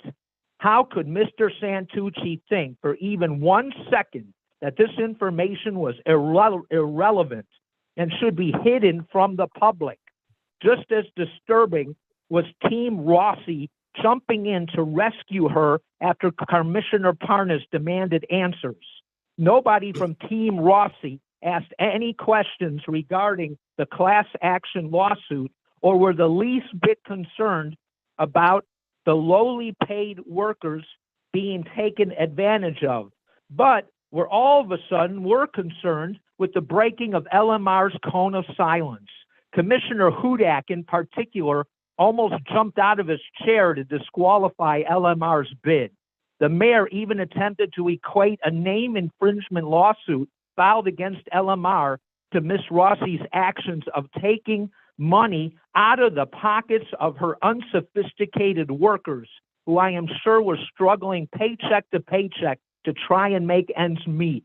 As Commissioner Parnas so eloquently put it on August 1st, how do we know, Ms. Rossi, that you won't try to do the same thing you pulled before on the employees of this new restaurant? A very important question that Ms. Rossi chose not to answer. I would also love to know when Mr. Santucci is going to Would you like show another the minute, Mr. taxpayers. Hers?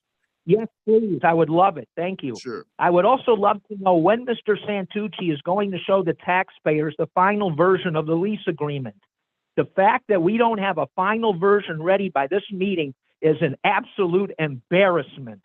Mr. Santucci is acting more and more like the federal government, which finalizes a 1,000-page bill the day before Congress is expected to vote on it.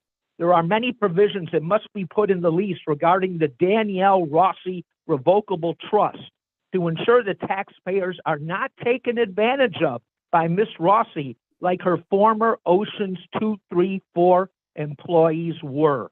Thank you. Thank you, Mr. Hers. Is there anyone else from the public? Gwen Clark-Reed? Thank you, Mayor. Gwen Clark-Reed, 1430 Southwest 6th Way, Deerfield Beach. I too am concerned about the number of years, the 20-year lease. I think that it's much too much time that we're giving them to know if they're profitable, or if we're really getting our just due from them.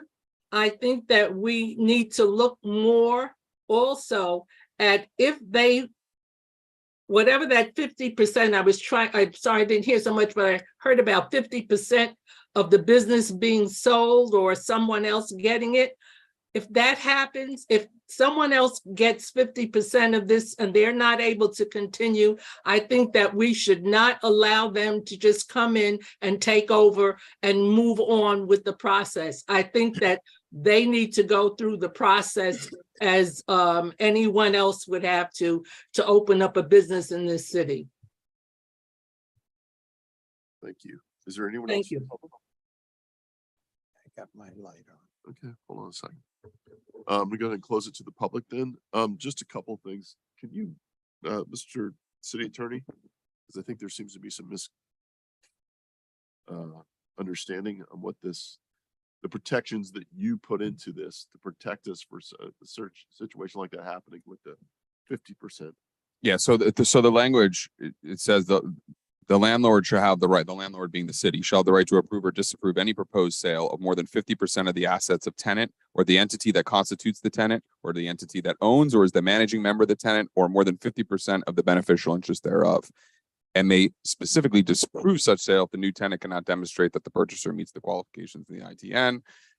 And it also requires, again, like I spoke to before, any such proposed purchaser would have to agree to be to assume all of the obligations under this agreement, put up the letter of credit, show that they're financially stable and have the wherewithal, et cetera.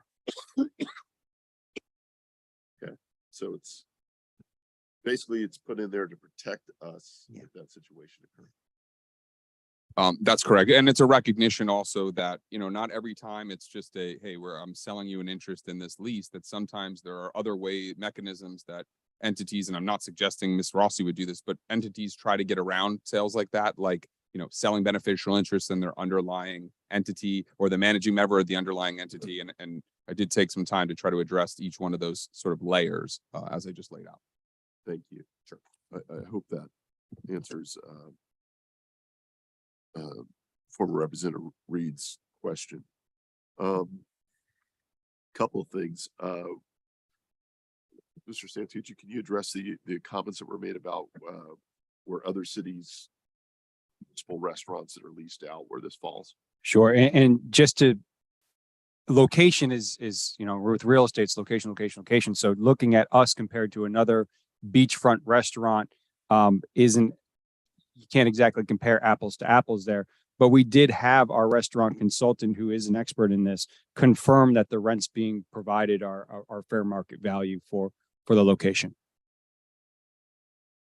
And just for those of you who haven't participated in this or haven't been a part of it, we opened it up to bid for anyone out there to bid whatever type of restaurant they wanted. We put it out to anyone. We received 3. Is that correct? They went through the process.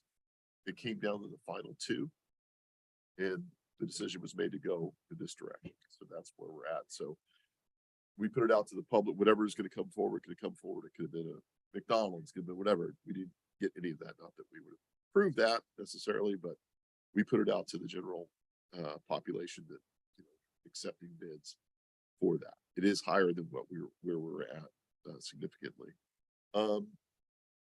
As far as Mr. Pena's question, Mr. Santucci, as far as where the funds, Sure. This is a general fund revenue source. So it goes to the general fund, and other than that, there's nothing specifically allocated for it. Is it a general fund that is spread out throughout the city and different things we do?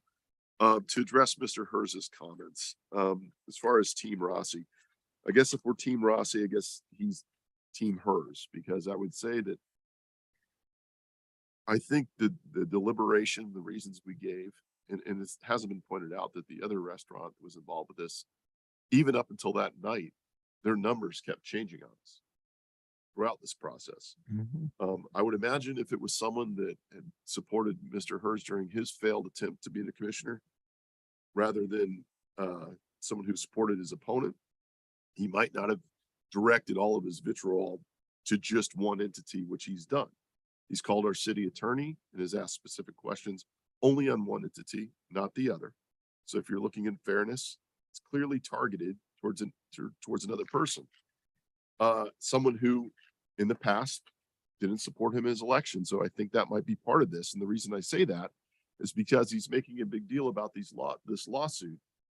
Now, it was pointed out that night that in business, anybody could be sued for a number of reasons. The other person who was bidding on this, LM Restaurants, 2014, there was a class action FLSA, that's the Florida Labor Standards Act lawsuit that was settled. 2009, they were sued for unlawfully withholding overtime compensation. They went to jury trial. Jury found in favor of the plaintiff. June 2019, the company settled an additional FLSA class action lawsuit out of North Carolina. Unrelated to FLSA claims, in January 2013, the plaintiff sued LM Restaurants alleging sexual harassment, hostile work environment, retaliation. Case was settled in 2014. There are numerous lawsuits against the other entity. My whole point of that is not to disparage them. It's to point out the fact that when you're in business, at the level of what they operate in, you have issues that pop up. Even L&M that night shook their head saying everyone can be sued for whatever reason. How it was settled for whatever reason it was, could have been handled beforehand. What I found interesting is Mr. Herz, showing his cards as usual, waited to throw this hand grenade in the room, never brought this up beforehand. Never said to our city attorney or called any of us to say, there's a lawsuit here, you guys really need to think about it. What he did is he stood up here publicly, threw some mud against the wall and ran and hid and sat in his seat and is complaining about the fact that we didn't address it.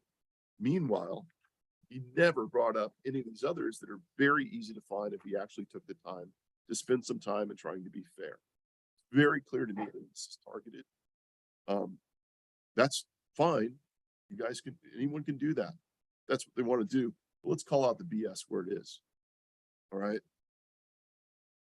It's pretty clear that, I mean, when somebody can call me and say, hey, the agenda just came out for a commission meeting and it looks like it's a repeat of the last agenda. And I don't want you guys to be embarrassed about it. Calls me immediately to talk to the city manager about correcting it, realizing that actually the person was wrong and we were quoting previous minutes. If you can make that phone call, you can call up about a lawsuit unless your intention was to purposely try to drag someone through the mud, which I think is what happened. So, you know what? I think I'm on team right as opposed to team wrong on this particular case. Vice Mayor Parnas? The reason I asked the question about the lawsuit was to get an answer. And we got one. It was settled. Done. Now, all the people said a 20-year lease is too much. In New York, I doubt. I opened one in New York. I had a 25-year lease. Why? When you put $2-3 million into a project, you don't take money out for years. You spend it advertising, making it right, experimenting for the public. The money stays in the business.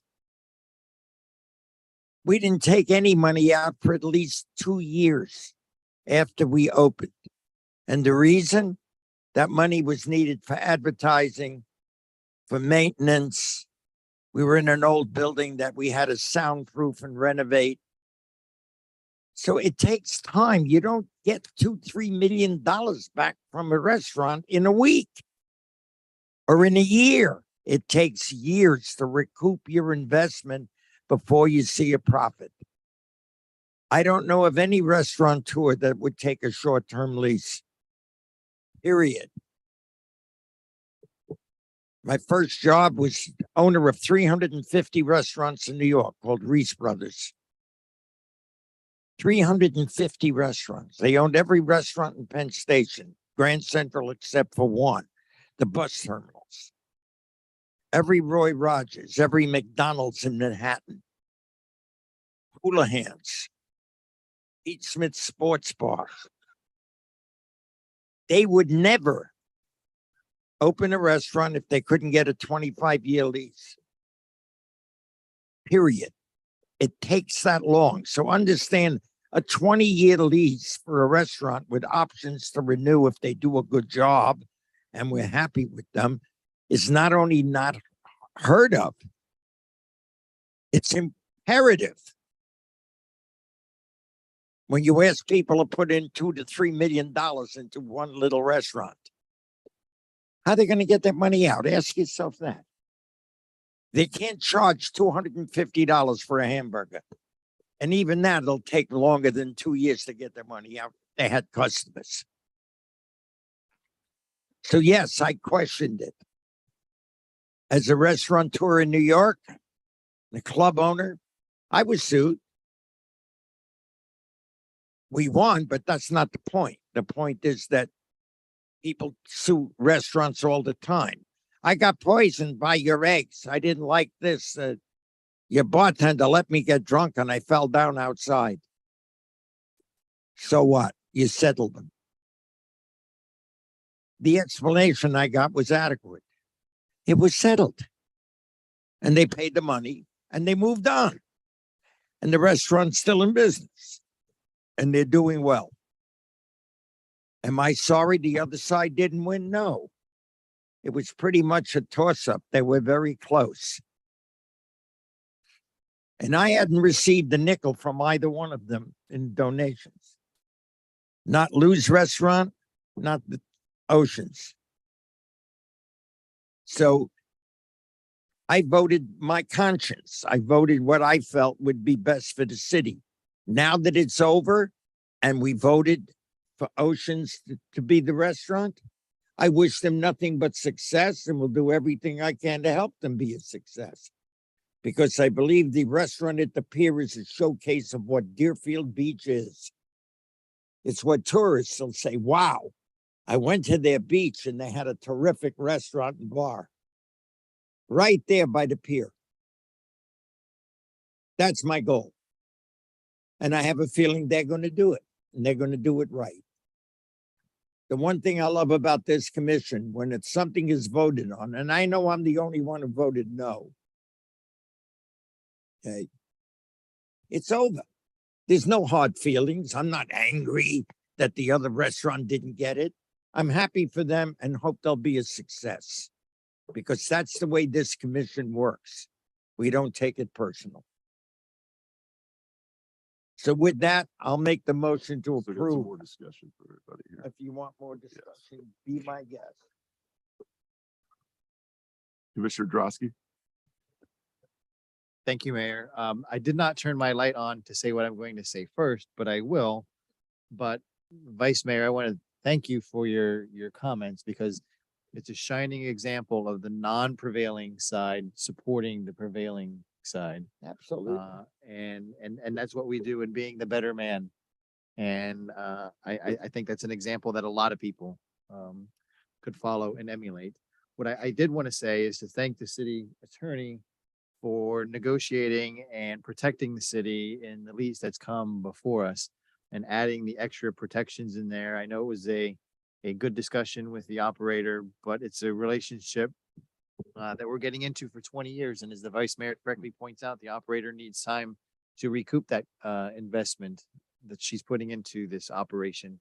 I was very clear what my vision was for this restaurant. And while it was very close at the end, the winning operator's vision was most closely aligned with what my vision and my residents' vision was for that location there at the beach. We had the opportunity before this even went out to bid, to describe our vision for what we wanted so that the bid documents themselves could be tailored to what the bidders were supposed to craft their proposal to look like. So we all had our comments very early on. And throughout this entire process, and then we had several meetings when debating this. So there was no surprises at the end of the day of what everybody's opinion was and what we were visioning there. It's two great operators that had two great proposals, but one was just more closely aligned to what I think the prevailing party or prevailing colleagues on the dais wanted that night. So I just want to, congratulate everybody for participating in the process and keeping the discussion above board tonight. Thank you. Commissioner Hudak? Thank you very much, Mr. Mayor. First and foremost, I want to say that both entities supported my campaign as well as my reelection campaign. So, I've either lost both ways or I won both ways. I don't know. But the point being is, and I've said it all along, both entities run high-class operations. This went out to bid and only 3 companies decided to bid for this opportunity. So there's a lot of times where we hear, well, I didn't bid because I knew so-and-so was going to get it or what have you, what the case may be. If you don't put your name in the hat, you don't have an opportunity to win the bid. That being said, all 3 entities, if I'm not mistaken, required a 20-year lease. It wasn't one had a 10-year lease and then the other 2 wanted 20-year leases. That is standard operating procedure, as my colleagues previously stated, when bidding for something of this size and this cost. The city manager city attorney did a tremendous job in protecting the city. And as Commissioner Drosky said, I commend you for the things that you did and that you negotiated. And again, either of the entities have been in Deerfield Beach for a long time. One is in operation for 40 years. The other one is in operation for over 20 years. So when you get to that level of experience, it really is a wash. And I am extremely excited that we now have the opportunity to approve one of the 2 bidders. And I'm looking forward to doing that. Maybe I'll talk a little longer till our mayor comes back. I don't know. I guess so. I'm not sure where he was at. But again, being in business as long as I have and being in risk management and human resources, I understand that businesses are sued all the time. And 9 times out of 10, they do settle out of court because it is less expensive. And at the end of the day, businesses, either they're beholden to their stockholders or the owner has made a decision that it's better to settle the suit than it is to go forward for a full court and a hearing. 9 times out of 10, the juries are going to side for the poor worker as opposed to the millionaire owner or whoever the case may be in whatever the lawsuit is. Now that the mayor is back, I can get done talking. So with all of that, I'd like to go ahead and make a motion to approve. Second. We have a motion and a second. I do have one question before we move forward. Is this going to interfere with any of our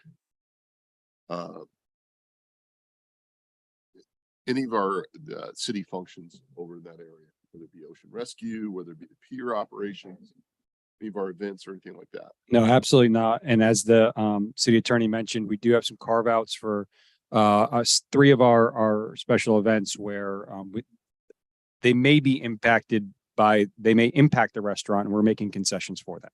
Okay, thank you. As far as the 20-year lease goes, I think with the investment they're having to put in to this to make the improvements that they're doing, both restaurants that we're going to have to do that, giving them 20 years to recoup that investment, since it's no cost to the taxpayer or to us to make those improvements, is something they're going to need to recoup. So it makes sense. It's already closed, but I'm going to reopen it. Do you have a question? No, you have to come back up and you have to.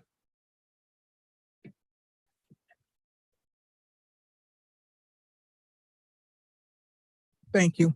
Sandra Jackson, 386 Southwest 35th Avenue. My question is, I know you're saying 210. What is the taxes we pay on their property right now? I want to know what profit we're going to make out of the 210. Is that complete profit that we're making? That's one. Okay. And another thing, who's going to be responsible for the insurance? If a resident or somebody come to that restaurant, we're not going to be sued if they get hurt. That's my question. Thank you. Okay, we'll close it. So to answer that, I would imagine the liability falls on the operator. Yes, under our lease agreement, they would indemnify unless they could show, for example, that was something resulting from our negligence. So they would be responsible for maintaining the safety and security of the patrons to their restaurant. Because we own it, there's no taxes on it because we own it. So the city does not pay taxes on the land per se, but there is a taxable value attributed to the leasehold interest. And I think Mr. Santucci has that information. That's correct. And that amount that's paid in property taxes every year by the current tenant is approximately $20,000. Okay, thank you. All right, we have a motion and a second. We have roll call, please. Commissioner Drosky, Yes. Commissioner Hudak, Yes. Commissioner Preston, Yes. Vice Mayor Parnas. Yes. Mayor Gans. Yes. We are now at comments by administration and legal. No comments from legal tonight. No comments from myself either. Start with District 1. Thank you, Mr. Mayor. As Mr. Shinesky said earlier today, our Deerfield Beach lifeguards once again have been awarded some very prestigious awards, not only in the state of Florida, but nationally. And I've asked numerous occasions that we have something that that announces that. So I'd like some kind of a brag board that's over by, the pier, over by the Kirk Cottrell, something that will notify the public of this exemplary work that this unit continues to be nationally recognized as one of the best lifeguard units in the country. I've asked that for 4 years now, and I'd really like to make sure that we get something done, because the men and women of Deerfield Beach lifeguards deserve it. They protect our citizens, they protect our visitors, and they are nationally recognized as one of the best units in the country. On Sunday at the Starbucks on Federal Highway and Hillsborough Boulevard, we'll be having coffee with BSO and Commissioner, which will be myself. It'll start at 10 o'clock, so I encourage the public to come on out. So I'll be a barista for a couple of hours. So looking forward to meeting the residents. And if, you have any questions or concerns, looking forward to meeting with everybody. I'm sure if we have any update on the pool. So if you can give us any update on that, that's been out for a little while, I'd be greatly appreciated, sir. Thank you. Thank you, District 2. Thank you, Mayor. Just wanted to say on the 17th, there's going to be coffee with the commissioner. That's on West Hillsborough at the Dunkin' Donuts there. That's at Hillsborough and Martin Luther King. And on the 18th, there's going to be a pop-up event. And we're inviting, everybody in the Central City area, everybody. It's a free event. Everybody's welcome. Everybody can come out. There's going to be food trucks there, activity for kids. So what's the pop-up event? The pop-up event is where there will be vendors out there to answer questions about career sources, Broward College, Habitat for Humanity. There will be different vendors out there to help give some direction and guidance, to career path and that sort of thing. And you're doing that with a platform of fun, games, activities. And we're actually going to have Kool and the Gang. I'm just kidding. We're not. It's called the group is called Old School Gang. And so there's going to be live entertainment, but more importantly, it's going to provide some opportunities to have, to answer questions about career path and that sort of thing. And I'm very excited about that. And so, it's going to be from 6 to 9. That's next week, Friday on the 18th. So come on out, have a good time. Yes. Hold on. Okay. Well, the coffee with the coffee with the commissioner is on West Hillsborough at the Dunkin' Donuts there on the 7th. That's on the 17th. Okay. Yes, the 17th.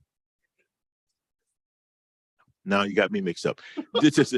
Listen, next week event, the pop-up is on the 18th. Yes, which is coming Thursday. Yes. Okay. All right. Okay. Okay. And the pop-up is on the 18th. Coffee with the commissioner is on the 17th. Okay. Okay, I didn't give the location for the. I will say this: give Commissioner Preston a second. He will verify these dates and locations. Yes, Please I do, didn't give the location for the pop-up, which is at Mayor Howard Park.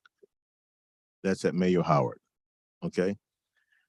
The next thing I want to bring up, I will have to ask one of my colleagues who have actually served in the military if what I'm going to say has some validity, because I'm getting calls on this, and that is, if you fly the flag all night, it must be illuminated. That is correct? Okay, well, I'm getting a lot of calls, so I'd like to have the city manager please address this on the beach at Station 775.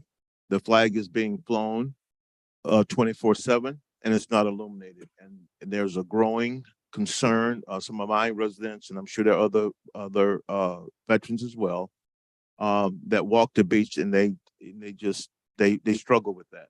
And I just got some calls today on that. So if we could please illuminate that flag. I'll look into that, Commissioner. We may be talking about turtle friendly issue during this time of year. So if it's that, then we can certainly maybe just take it down. Okay, if that's the issue, then yes, or adjust the lighting. But whatever we do, it's got to make sure that the people who have served are okay with it. And the next thing is, Mayor, you are not feeling well tonight, so we can debate this another time. But I'd Well, rather. we can debate it now if you want. I just wanted to get through the city business. If we want to talk about the time extension. No, not the time extension. The fact that I wanted to address some things at the time it was being said. I don't want to wait to my comments to have to address those things. It would have been better if, as members say things back and forth, sometime we get into debates. So when somebody says something and I want to address it, I would like to address it at the time that it's being said, not waiting to the end of my comments to have to do that. And so it is challenging when that happens, and unless there's some sort of procedural thing. And as far as Robert's Rules of Order is concerned, for me, it's better for me to debate or make comments when they are being said, because to me, this is not the appropriate time to be able to do that under my comments. I didn't prepare to do that. And I will say to my colleague, Mr. Parnas, you said you disagree with me. That's fine. That's fine. We're not going to always agree. You have a point of view and I have a point of view. So we disagree. Big deal. So that's not an issue. But when there is something to be said, I want to be able to address it right then and there. Okay, District 3. Well, they'll be shredding at the number 66 fire station on Power Line this Saturday from 8 to noon. So if you have stuff and you live in the west part of the city, come on by and they'll shred it for you, free of charge. We try to do this in the city whenever possible to get the shredder there to help people out. District 3 has been quiet lately due to the sharpness of the police. Green Road, which has become a raceway in Crystal Lake, was raided by our police department, and they confiscated, I believe, 6 cars, made several arrests for street racing. Some of the people didn't have a license. Some of them were expired. A couple of people were arrested. Racing on our streets is not going to happen. It's too dangerous. It's against the law. And we're not going to let people get killed because 2 kids want to see who's faster up the block. Period. So I commend the police. They've done it on 10th Street. They've done it on Power Line. I've watched numerous tickets being given on Hillsborough. I think the signs that we have up there with the red and blue lights, you think until you get on top of it, you think it's a police car giving somebody a ticket till you get close and realize it's a sign to slow down. The speed limit on Hillsborough Boulevard is 40 or 45 miles an hour, depending on where you are. And you better believe stay within those limits unless you want to be ticketed. And it gets expensive. The only people who make money are the ticket clinic. Because you pay them a lot of money to keep it off your license, if they can. Slow down. Take a breath. The life you save may be mine or yours. So I commend the police and what they've been doing traffic-wise. That's all I have from District 3. Thank you. District 4. Thank you, Mayor. My District 4 BSO coffee was today, actually. So Captain Hofstein will attest that it was a smashing success. There was overflowing crowd.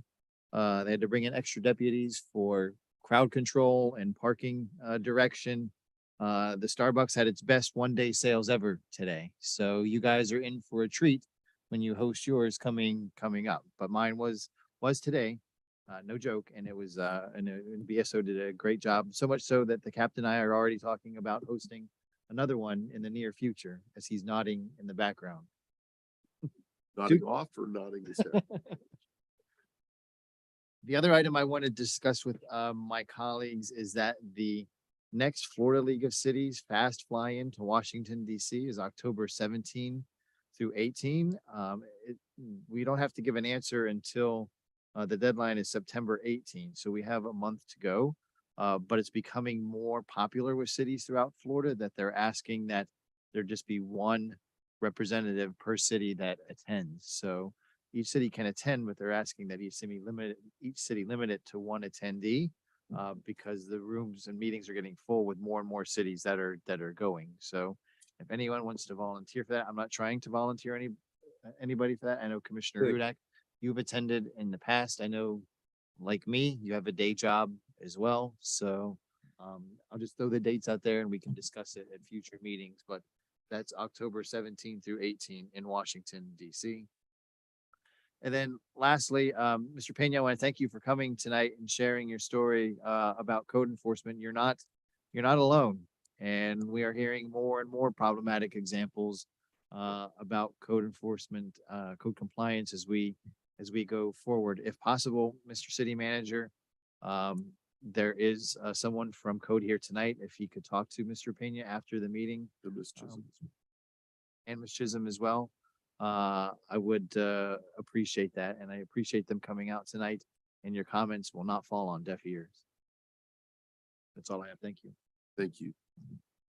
I do want to thank Deerfield Beach staff for the job they did with the water issue that we had on Sunday. Like I said, we had, within moments of returning from the Florida League of Cities event in Orlando, we had complaints about low water pressure in some areas, including my home. There was no water at all. They got out there really quickly, assessed the situation. Priscilla, your crew did a fantastic job. So thank you very much for that. How they're able to find out where that 12-inch issue is behind Deerfield Mall that fast when there's not a lot of water on the ground is actually impressive. I do want to point out though, there is an area which I feel like there is a constant leak going on, and it might not be one of our pipes, but it needs to be addressed because it's affecting the roadway on Powerline Road in 6th Street, which is that Avenue of the, what do they call that one there? Going into, to your point? That's north of Hillsborough, right? Was it, it's your district? From Deer Creek going into your neighborhood? Our neighborhood, 6th Street. Right there on the south side, if you're heading eastbound on 6th Street, going to Powerline, the asphalt's rippled. You can see it. We've had issues there where it's been patched and done, but something's leaking there. And not only that, the turn lane coming from Powerline Road onto 6th Street, the right-hand turn lane, is, if we can't get rid of the flooding that's in there, we should at least name it as a lake, because it is consistent and it is a constant problem, and it might be an FDOT thing that needs to be addressed, but they certainly need to address that. If we could look at that, I'd appreciate it. I did get a call today from someone in Century Village talking about issues that we have with AC units being replaced on 2-story condos in Century Village. What they told me is that because of the age of the buildings, I think, no, not 2-story, maybe it's the 3-story ones. But because of the age of the buildings, the size of the units, when they go to replace those units, they can't replace them with That's the smaller buildings. the smaller buildings. Okay. Smaller buildings and they can't put them in the cupboard anymore. Right. They have to go in the backyard on a slab of cement, and the board decides where. Because it's on common ground. People just say, well, I'm gonna put it over here. And they go and have it done, and then the board said, the city says you can't have it over there, it's too close to the stairwell or what. No, the board decides where it goes on a slab. It can't be attached in the cubby hole because that was a wooden. And if there's a fire, the whole building will go up. And so like hot water heaters now have to be hardwired, the air conditioners go on a slab behind the building. So I advise people when they call me, sit down with your board and ask them to mark off the spot where you're gonna put your air conditioner. Okay. And, No, thank you for and that clarifying handles the problem. No, thank you for clarifying that, because I was wondering That makes sense, and I'll talk to the city manager about that a little further. That way I can address that resident. for Okay. you. But thank you for that. I appreciate that. Excuse me. And like I said, I am not feeling well today. But while my voice is still somewhat here. The reason I cut off the discussion on that particular item at that moment is it wasn't the time or place to happen. I disagree with you that you wanted to continue on. You spoke, Commissioner Parnas spoke on that particular thing. We were about to get into a debate on something that's not on the agenda. Is that If we- prohibited?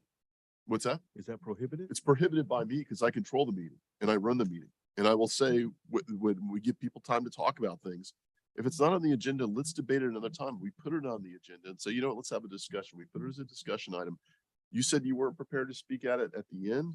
I wasn't prepared to speak at it at all. Well, this is the But time I you spoke. spoke. Well, I know, but you know, it's not, because you can actually say, you know what, let's put it on agenda. If you feel that strongly about it, let's have it a discussion item. You said your comment, Vice Mayor said his comment. At that point, let's move on. If we want to discuss it at a later point, let's discuss it at a later point. Never heard that rule. I've never heard that rule. Look, the one thing we try to do is try to be consistent. We don't get into big, long debates on that stuff afterwards. All right. This is, after all, a business meeting for the city of Deerfield Beach. But business meeting encompasses not just finances, but social and my point of view. Yeah, your people point of that- view was not neglected, Commissioner. Your point of view was expressed. His point of view was expressed.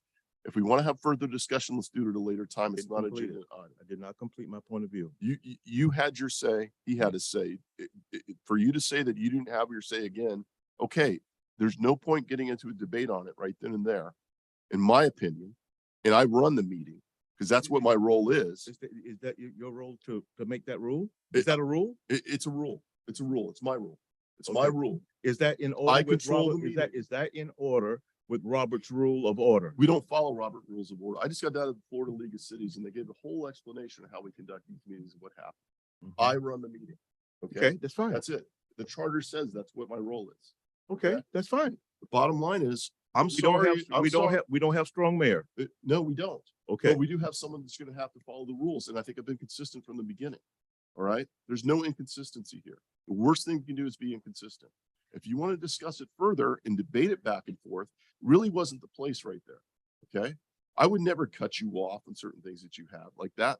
But you had you spoke, he shared his opinion. We're about to go back and forth, and it wasn't the time or place. That's why I said either let's wait till the end of the meeting, or if you want, put it as an item of discussion later on at another meeting when we're all prepared to speak. I wasn't prepared to debate that tonight at all.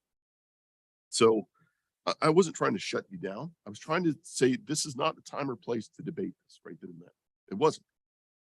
So that's all that was. But yes, I'm not feeling well, but it wasn't the time or place. And we try not to get sidetracked with some of this stuff. I understand, but I've sat here where the lights have gone on and off depending on what someone said. I mean, many a time. That wasn't just something tonight setting some kind of precedent. This is something that we do all the time, go back and forth. We do it all the time. Trying to curb it,